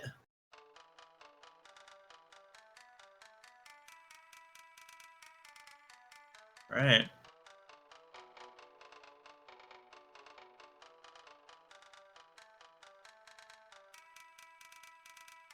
Okay, here we go. Asmodeus coming up fairly soon. So this is the Demon King we've been talking about this whole time. We just saw him in human form, human-ish form, I guess. And yeah, this is a 4-part boss fight. Yeah, right here. So what we see is that the Fargetians, those guys on the left and right side of him, are supposed to take his serum and kill him, but they end up warping away. They see us, and they're like, oh, snap. And then our party's like, oh, snap, because in order for there not to be a time paradox, we have to defeat the Demon King has to be dead, or else the future is going to be all messed up. So you need to do this quickly. So this guy is, well, 1, completely ridiculous looking, but 2, he actually is pretty scary, but he has 4 phases, and he happens to have really low defense, so you can do a ton of damage to him. And between every phase, you want to be doing as much damage as possible, but then there's a little bit of delay. So, yeah, so like right now when you're seeing this explosion animation, he's waiting, and then as soon as he's available, oh no, he saw the 3 balls. All right, so yeah, Radix goes down. He's using Stink Bomb with his other characters, and Radix is definitely the only major damage dealer here. Ooh. Marvel gets hit, but still is up. Luckily, he's doing a pretty good job controlling, but he's using a lot of stink bombs too. Okay, so phase 3. So here, he is moving Radix to the side, and he's going to do a lot of damage. Hopefully, quite a bit. Okay, final form. So the reason that he had Radix go on the left side is that this boss apparently is just really stupid and can't actually turn around. So Radix... So the boss was triggering to try to attack Radix, who's on the left side. So the other 3 characters were out of range, but he could only fire to the right, so he's actually missing every time, and makes the final form completely free. If the boss was able to turn around or reposition vertically to hit the other characters, it's actually really, really terrifying. It does a ton of damage, but because of that exploit, you're able to get through that scot-free. All right, so Demon King's down, right? That's what we came here to do. Got the serum. We go back into the future, rescue our pal Dorn, rescue everybody in the future. It's gonna be great, right? Right? Should be. Wrong. I would imagine. Sorry, dude. It's not happening. Turns out that Planet Farget is not happy about our quarreling, and they've got something to say to us. Did we accidentally kill their grandfather or something? No, they just found out that we ruined their plan, and and that happened 300 years ago. So they've been planning plot revenge against us since then. So some aggression is coming. Oh no. So what's happening here is that you basically find out that you've done your duty. So all of the other characters in the game that you've met up till now, you have to say goodbye because you're going to leave them in the past. Oh, actually, sorry, you don't even say goodbye. You just ditch them. So you just go back into the time gate and go back to the future, which is where you're from. Okay, so we're done here, right? We're done with the past. We're not going to the past anymore. We got the serum. We're going to cure people. We need to fix our buddy Dorn, who's been afflicted by petrification.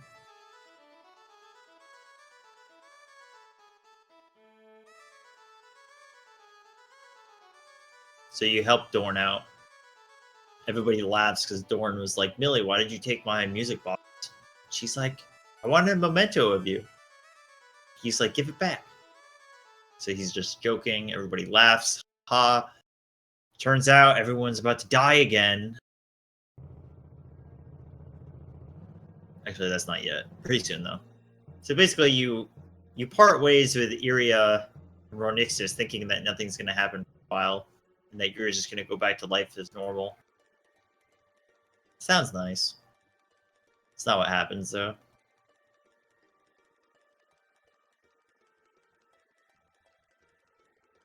Turns out that Ronixus is at the Federation headquarters.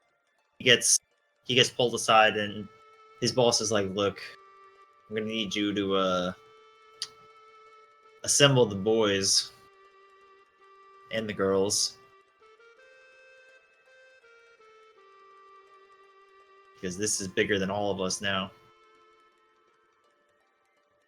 Turns out that Planet Farget is invading the world, basically. And what they've done is invested in human robot technology. And they've taken a human being and injected them with, like, cyberkinetic biomes or something like that. Biomes? Biomes, yes. Like chromosomes, and created this ultimate powerful guy called Gaea Reverse. And he is a ruthless dictator that has completely dominated his planet Farget and is out to dominate other planets. So turns out that because of our hampering with the whole petrification weapon from the past, they've been planning to get back for us. So we have to go take him out now. So we get warped to planet Farget, which is the cause of problems throughout this game. And we have 2 mandatory fights to do right away.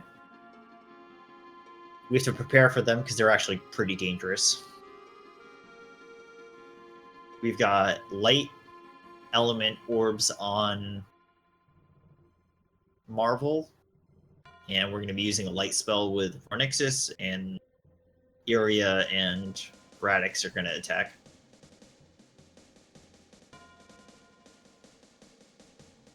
But this is the final dungeon. We are getting there.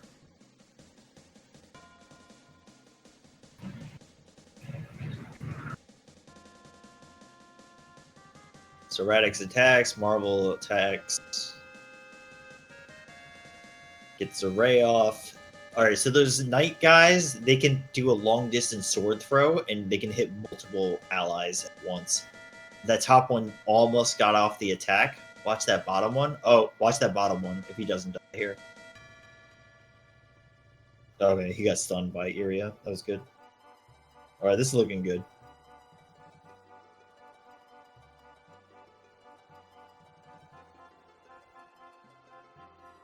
Oh. All right, he should be dead. That was good. The thing is, like, even though those knight guys don't move that quickly, they can do a ton of damage. And they can act quickly after taking a few steps.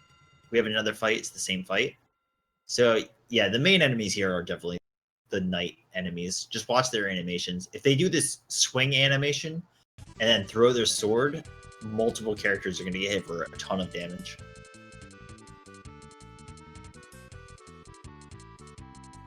They're definitely the primary concern, but he's dealing with them pretty well.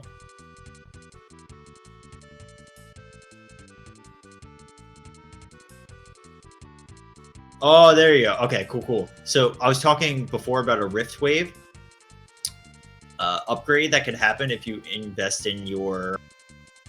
Oh no. Okay. Yeah, but because he invested in the fighting style upgrade, he was able to get an upgraded Rift Wave, which is that like circular attack that Radix does. Now he's got a Phoenix. He's got a Phoenix variant that does a lot more damage. It costs 4 SP, but it does, or MP, but it does a ton more damage. And it's a chance-based skill learning based on every time you attempt to use it. So he's been using it a lot, hoping to get it, and then he finally... It is incredibly valuable for the final stretch of the game, so it's good that he got it. I don't know the percentages. I just know that the percentage goes up as you invest in the skill point tree.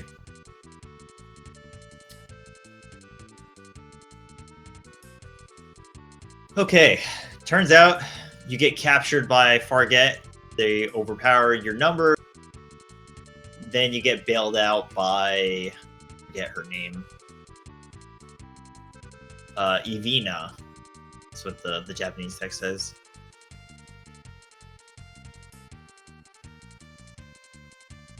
So, what's happened here is that we got captured by Farget. So, we just invaded Farget, hoping to take out their ruler, quick and dirty, because he's the guy who's called... Farget is trying to take over the world, because they've harbored 300 years of anguish towards us who messed up their petrification plan. So, but there are people within Farget that don't support their quote-unquote leader, of which Evia here bailed us out of being in captivity, and now we're going to go take out their leader. So we get a HP MP restore, we're going to save the game, and now we're in the final... This is the final stretch of the game. It's called Reverse Tower, and the final boss is Gaea Reverse, who will be fighting at the top of the tower. There's no sub-bosses, there's no mandatory fights here, but all the fights here are incredibly scary, so we're gonna just try to make our way through. Again, we can't buy any more safety items, but you can just see how much this Phoenix Wave does. incredible. We're going to be getting Meteor Swarm for Ronixus very soon, and we're going to be getting some final dungeon equipment throughout this area, which is just generally good equipment. We're going to get the Reflex Vest for Radix pretty soon. Yeah, you can see how much damage that Marvel is doing, which is really great.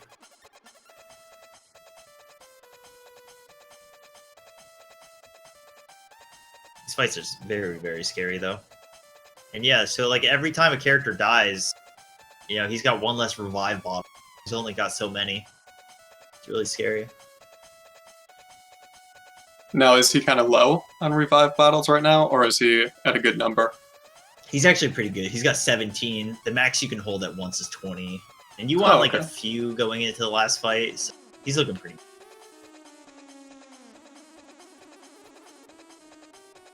Ooh, that was... He took way too many steps. You can actually just hold left in that room. Alright, so he's got Meteor Swarm. It's actually just an item that you pick up in a chest. And Ronixus immediately learns it. But it does a ton of damage. You can just see how much it did, like 2,500. And these are level 25 characters, yeah, roughly. I'm gonna check the menu next time he heals, but that should be around. It might be like higher 20s, especially if he fights a lot of these. You can do some strats to bypass some of these fights. Yeah, he's like 28 with Radix, right? 25, yeah. So yeah, it's high 20s, a little higher than I said before, but he is fighting a little bit more than I guess you would on like a very strict, trying to get like the fastest time possible. Marathon save strategies. Yeah.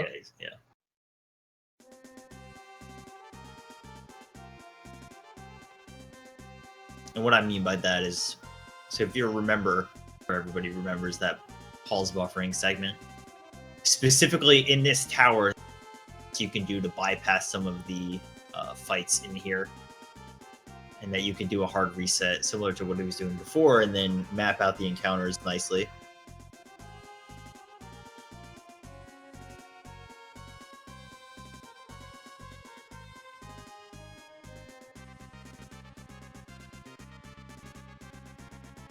Yeah, in terms of the lore and story, I certainly agree with the player. The first time I played this, I was like, what just happened? And I think they had the idea right, but they could have presented it a lot smoother than they did. Really. It's just a little hard to grasp. It does all connect together, but it's the way that they show it to you is rough. Anyways, in Reverse Tower, there's really not too much left to collect. We're just basically getting through the tower. We're about halfway there now. It's not super long of a dungeon, but yeah, every fight is kind of scary. Basically, any enemy that looks like is actually terrible. So, because they share the same similar move sets and like similar quickness and attacks.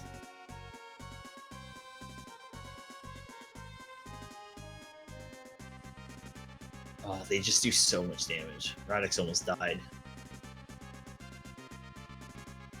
Oh, the worst part too? Yeah, it just did 1,200 damage. The worst part too is that if like say the Succubus does a long distance, you can kill the Succubus, and I just call it Succubus, the witch or whatever. You can kill it, and if its projectiles are out while it's dying, you lose control of your characters, but the projectile can still hit you, and you can't do anything about it. It's awful. And this was a random encounter, correct? Yeah. And wasn't the Succubus a boss earlier? Or the witch? Right. Yeah. I'm saying it's the Succubus. It's not the same enemy. It's just the palette swap, but it is pretty dangerous still.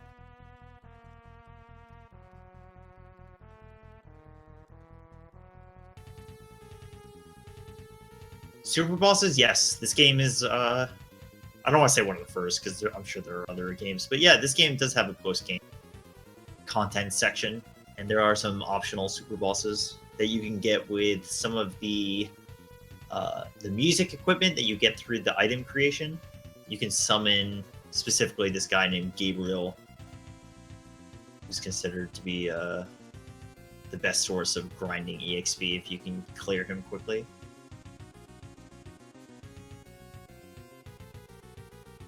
You can just see how good this Phoenix Rift Wave is. Oh no. Yeah. What happened? Oh my. That giant spider enemy just did a ton of damage. Everybody was kind of bunched together, which was just unfortunate because Rat just happened to go over there. He might be okay. He's just playing it a little safe. I'm actually really curious about his revive bottle because he's been reviving a fair amount. He had to use a bunch of MP restoratives, which is typical, but again, like, he needs to get through the final boss. He can only do... Oh, another one goes... Alright, so he takes the fight. Let's see how many revive bottles he's got.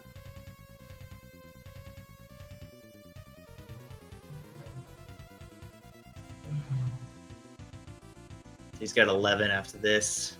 He's okay. He definitely needs to be careful, but doing alright.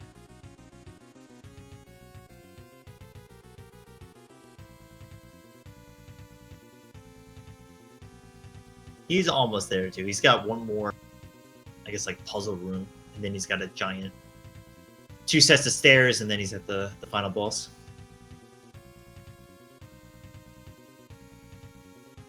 Okay, so here we are. Final puzzle room. I guess we can take the opportunity about Gaea Reverse a little bit. So yeah, he's this like cybernetic, kind of like a human being. And he's just like this wicked powerful dictator that took over planet Farget, and there's a lot of people who don't like his leadership, which is why you got some help to get bailed out. And yeah, he's basically just trying to dominate planets, but specifically he wants to take you out because you messed up his plans. So he was waiting for you to get back from the past, and now he's just gonna mess you up. Oh, this is really bad. I think he just took a save point, which is nice, but... Oh, actually, I take that back. Sure, save point's coming up pretty soon, but he hasn't got there yet. Yeah, I mean, like I said, these fights are just... He recovered fairly well there, but if you can control this enemy... Alright, he should be... These last couple of fights here just seem pretty brutal. I mean, I think the last 3 in a row now that we've seen... You know, at least one character has gone down. Totally. But he controlled it well. He's doing a really good job controlling. It's a lot harder than you might think. You can easily just, like... If you were to do nothing for, like, 30 frames in any of these fights, you would get manhandled. But you have the ability to manage it well, you know. Okay. Here we go. Final save point. We're about to go into the final stretch. He sets everybody on passive tactics so that he can specifically control them and not rely on AI.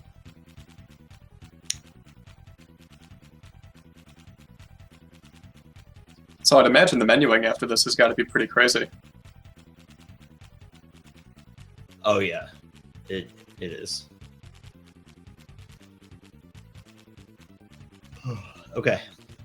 Final stretch. He does that reset there so he can get through that final corridor without any encounters, and here we are. Gaea Reverse. This guy can teleport around and he can do a lot of damage with fist attacks, but he also has this like power-up animation in which he can be very easily. So this guy isn't typically considered too hard, but if you can control the fight well, you can position your characters. So I was talking a little bit before about how there's like when a character dies, another character will go red and have voice acting and you can't do anything. Gaea Reverse is actually the same way. Look at that. One physical did 1500 damage to Rat, who's got like 2k HP. So there's a lot of microman. Oh no. Is he doing it? He's just dang. He kind of messed up. I see a lot of 0 damages on him. Is that intentional? That is other characters other than Radix trying to attack and stunning him, but not realistically trying to do any damage. So you can inflict stun status even if you do 0 damage. Okay, fair enough. Well, he just got destroyed, but try again.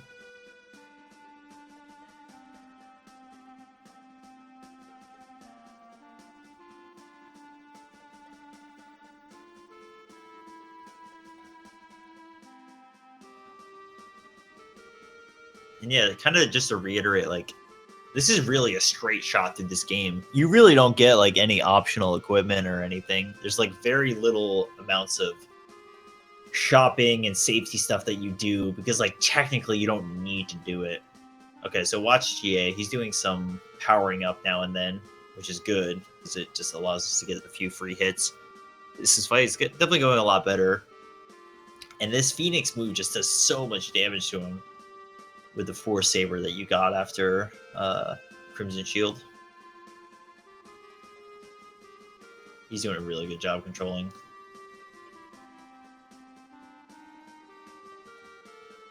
If you see Marvel, the third character has like no MP at the bottom.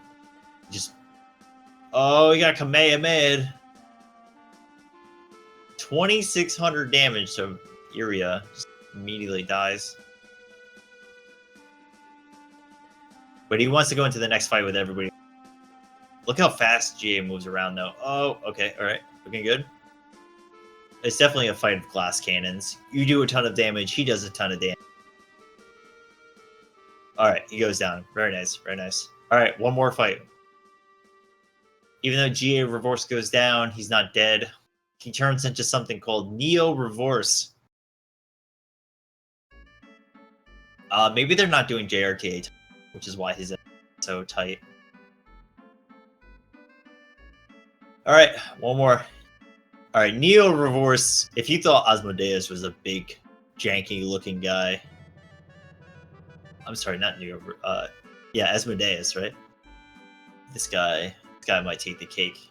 He does the ultimate transformation that you're just not ready for.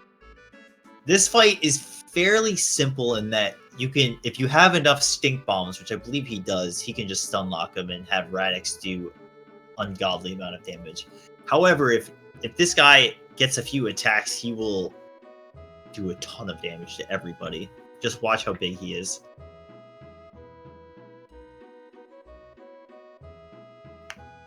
Whoa. Swole. Alright, so Stink Bomb, he's locked in. He's going to be very carefully controlling. He's got 10 Stink Bombs left. He's going to be queuing up a Might Potion on Radix to be able to do 30% more damage. And then he's just going to be carefully choosing different characters with their availability of item throwing to be able to do damage. He's using Meteor Storm with Run Assist to get some more damage in. Give his fingers a break. Oh, look at that. Look how much damage he did. Oh, no. See, that's what I'm talking about, man. You let up on him for just a few frames and it's over. But I say it's over. He's definitely in rough shape, but he might be able to put this back. Oh, God. Oh, God. No, dude, no. Marvel is getting gunned down. Oh, maybe. Is he gonna do Stink Bomb? He goes for Stink Bomb.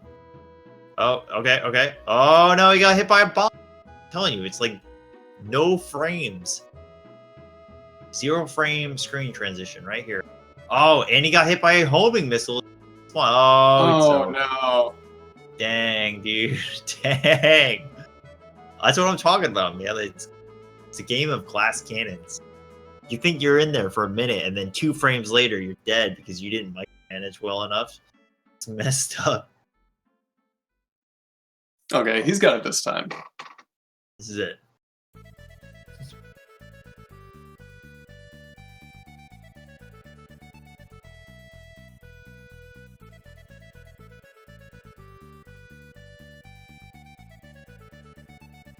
It's too bad.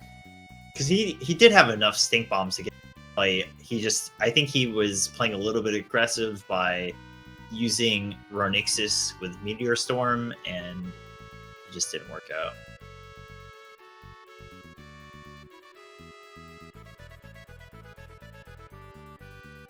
I'm surprised that he doesn't. I mean, maybe he's out of MP restoratives, but he doesn't restore Marvel's MP.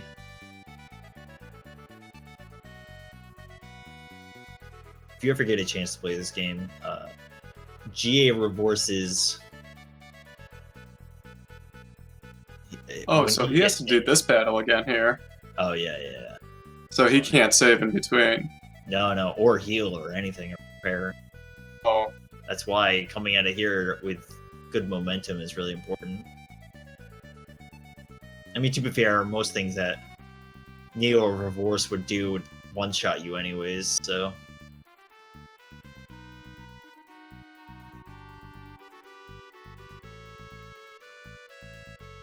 Yeah, and someone said here in chat, don't be intimidated by this. The runner is really under-leveled. Yeah, you're watching speedrunning strats. Yeah, if this is intimidating you or making you think about not playing the game, don't let that be the case. He's going into this. Test to that. It's like if you play this at a regular level, the boss is not. You can definitely tank if you're even adequately prepared and adequately leveled, but that's part of the fun of speedrunning too. Is like it forces you to play well to end fast, end the battles quickly, and you have the power to get through it, but you have to play. You have to play like this, which is maybe to some looking a little odd, but it's just a lot of micromanaging and trying to do things quote unquote best as possible. Oh, look at he's so fast, dude. Oh no. Oh, yo, Marvel moved out of the way, though. Oh, my God. 5-finger death punch. He just did 2,700 to Renixit. Oh, there we go. Stun. All right, this is looking pretty good. You recovered nicely. Oh, okay. Here we go. He's sweating. Kazoo. All right, this is it right here. Yeah. So his health is kind of low here. Is that a big worry?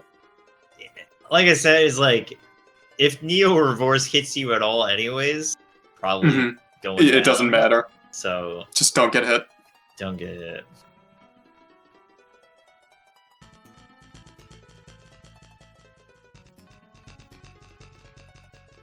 Let's go.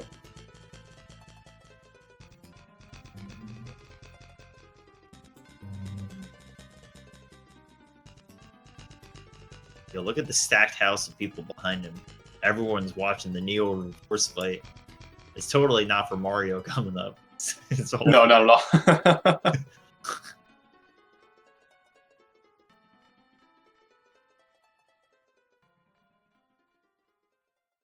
I guess is now a good time to do the plug again? Let's just see this. Okay, yeah, good point. Okay, so we got the stun. Oh, Iria went down though. But if he's got two characters throwing stink bombs, Radix dies. Oh, but he's alive. Oh, but he's mad. Gotta wait for the sound clip animation to stop. Okay, he's stunned. Come on, Chine, you can do this. Not China, excuse me. Kazoo. Okay, good stun. Oh, baby. Iria's back. The comeback starts now. Meteor Swarm. Oh, aggressive. Don't let up. Never give up. Stink Bomb. Here we go. Oh yeah. Meteor Swarm. It's looking good. Looking good. Oh no. Oh no. Oh my god, dude. He got across the entire party. Oh man. Completely annihilated. Holy shit.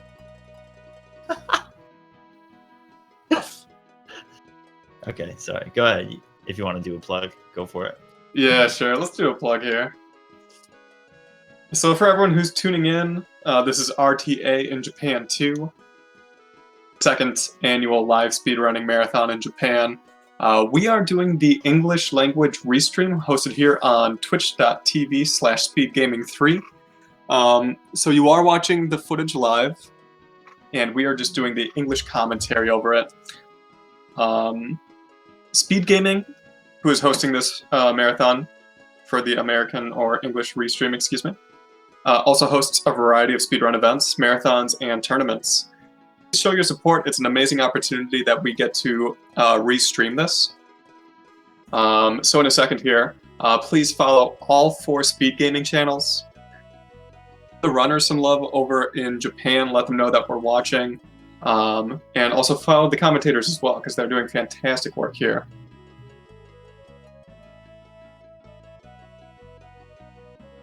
All right, so talking a little bit about why that last battle didn't go so well. That was so Neo Reverse has this he has this one attack in which he basically sits there, charges up, and can't take any damage during it, and then he unleashes a OP attack.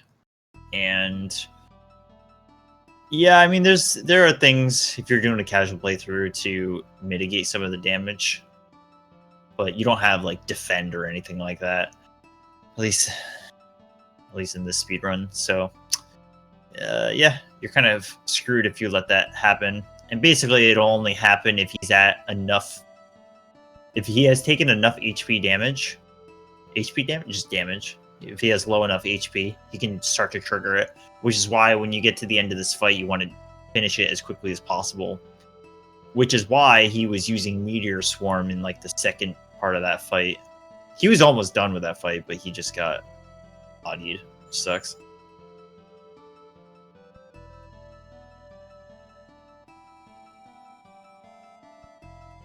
He's definitely struggling, but he's almost there. Oh.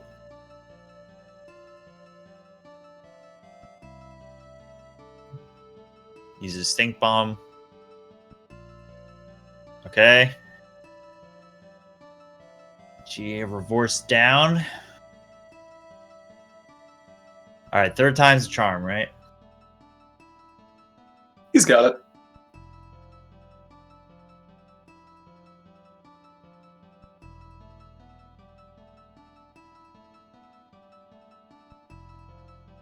Can I get a PogChamp in chat? See this guy go down? Move on with the schedule. This is it.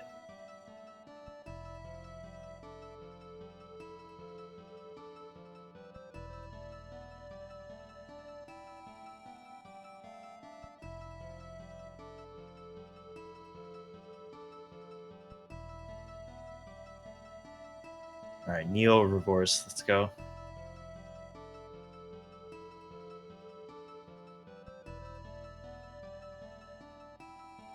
Give him your Spirit Bomb power.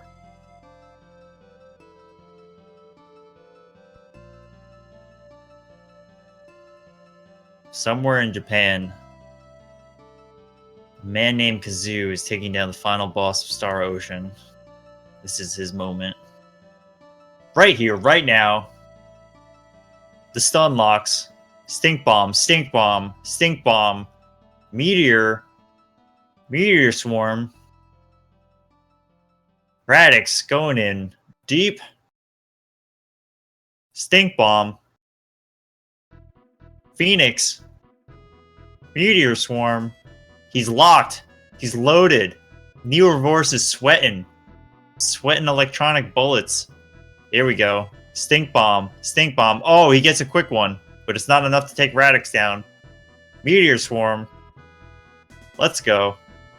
Don't give up. Never give up, Radix. Never give up.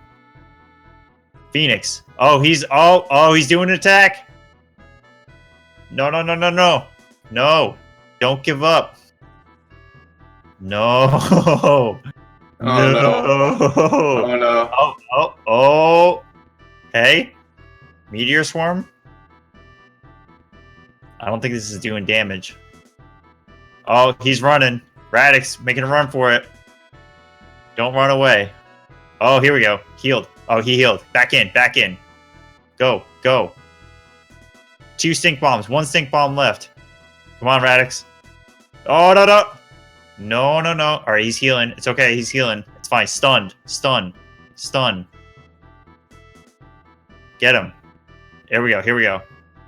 1 stink bomb. That's it. No more stink bombs. It's all attack power now. Go, go, go. Meteor swarm.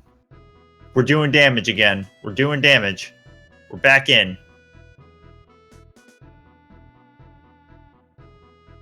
Oh, he throws an item. Extra damage. I haven't even seen that before. He just threw like a radioactive orb. Things are getting weird. Radix low on HP. Or MP, excuse me. Ronix out of MP. 2700 damage. Radix. Go. Go. Finish. This is it. Your moment. Go. Radix. Go. He got MP back. This is it. He's healing. Don't let him heal. Go. Come on. No. Radix. Radix powered up though. Go, go, go. Stun him. Oh, oh yeah. Oh, there it is. Stun. He's healing again. He's a cheater. Oh. Oh. He's so close. Go, go, go, go, go. Radix is down. No stun ability. Oh, oh. No, he's down again, dude. Oh, man. Oh, oh. No, dude. He's a healer. He's a dirty healer.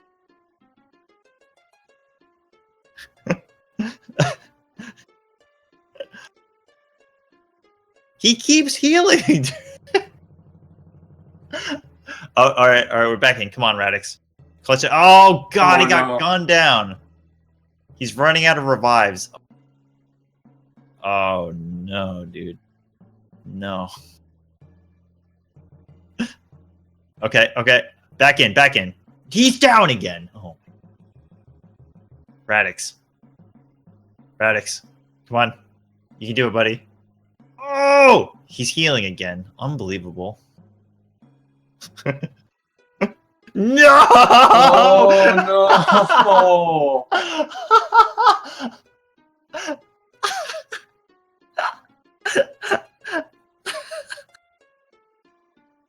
Wow.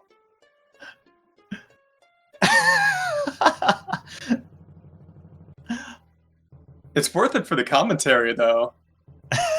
Radix. Radix. No, he's down. Oh, he's down again. Radix. Stink bomb. Attack. Stink bomb. What a rush. All right. You know what they say, 4th time's charm.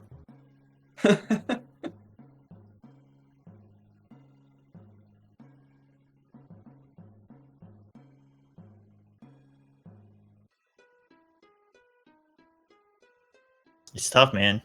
There's not much to say. He just has to control him. He just ran out of stink bombs.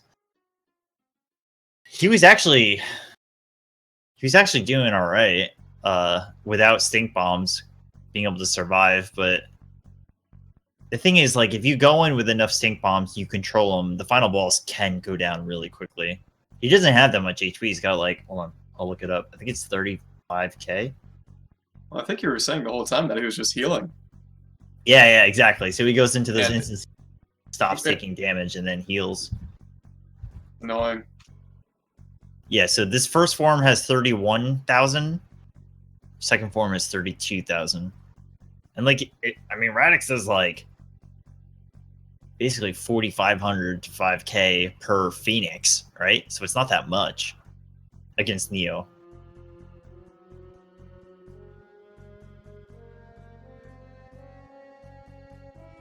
Yeah, so you see this powered up thing. It happens on GA as well. Yeah, I mean, just like 6k. All right, GA should be down soon.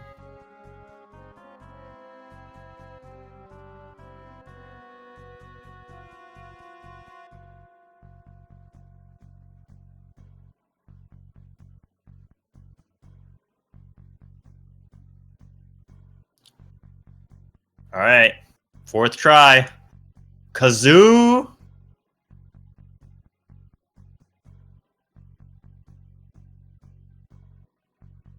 Oh yeah, Aether. Don't worry.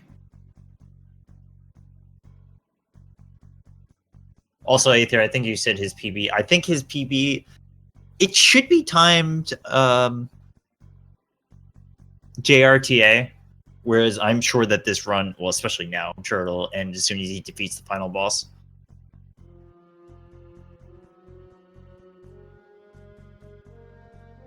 All right, Kazoo, your moment is now. Control the GA.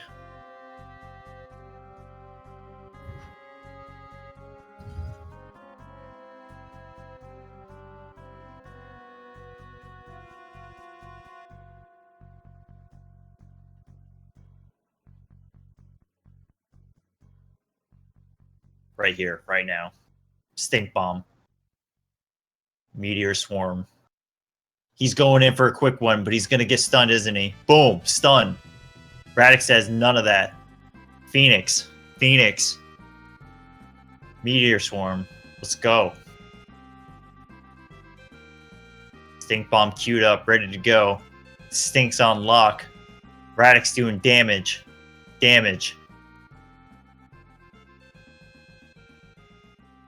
Eerie is just all ready to go, throwing stink bombs left and right.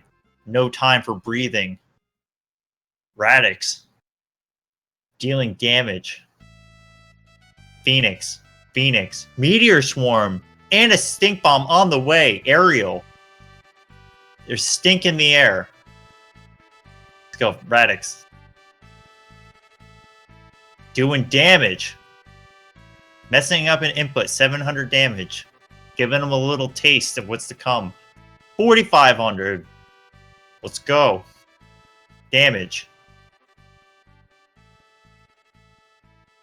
Meteor Swarm. Easy game. There they go. Boom. It is over. Good for him. Yokata. Yeah. Easy.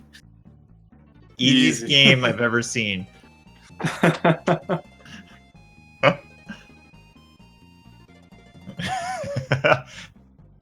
He must be so relieved.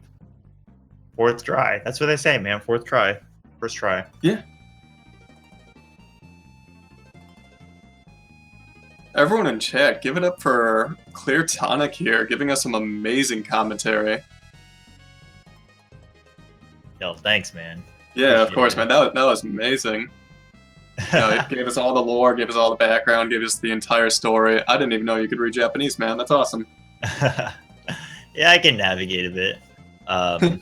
I think that this was one of the games on the schedule that, man, if I don't commentate, no one's gonna have any idea what's happening. Yeah. So, but yeah, it's a cool game. It's very interesting. It's definitely niche, but cool. And, if someone wanted to get into Star Ocean speedruns, where would they go? I am going to see if I can link the Tri-Ace Discord. I'm gonna do it quickly, but yeah, there's a Tri-Ace Discord. Find me on there. A lot of other people. This isn't like a thriving game, but it is pretty. There's a bunch of us that do some Tri-Ace games. Yeah. Anyways, that's it for me. Thanks for co-hosting with me, and that's all I've got. So glad to be a part of it, and definitely keep watching the stream. And I'll see you around. Not a problem. Thank you so much, Clear Tonic. Cool.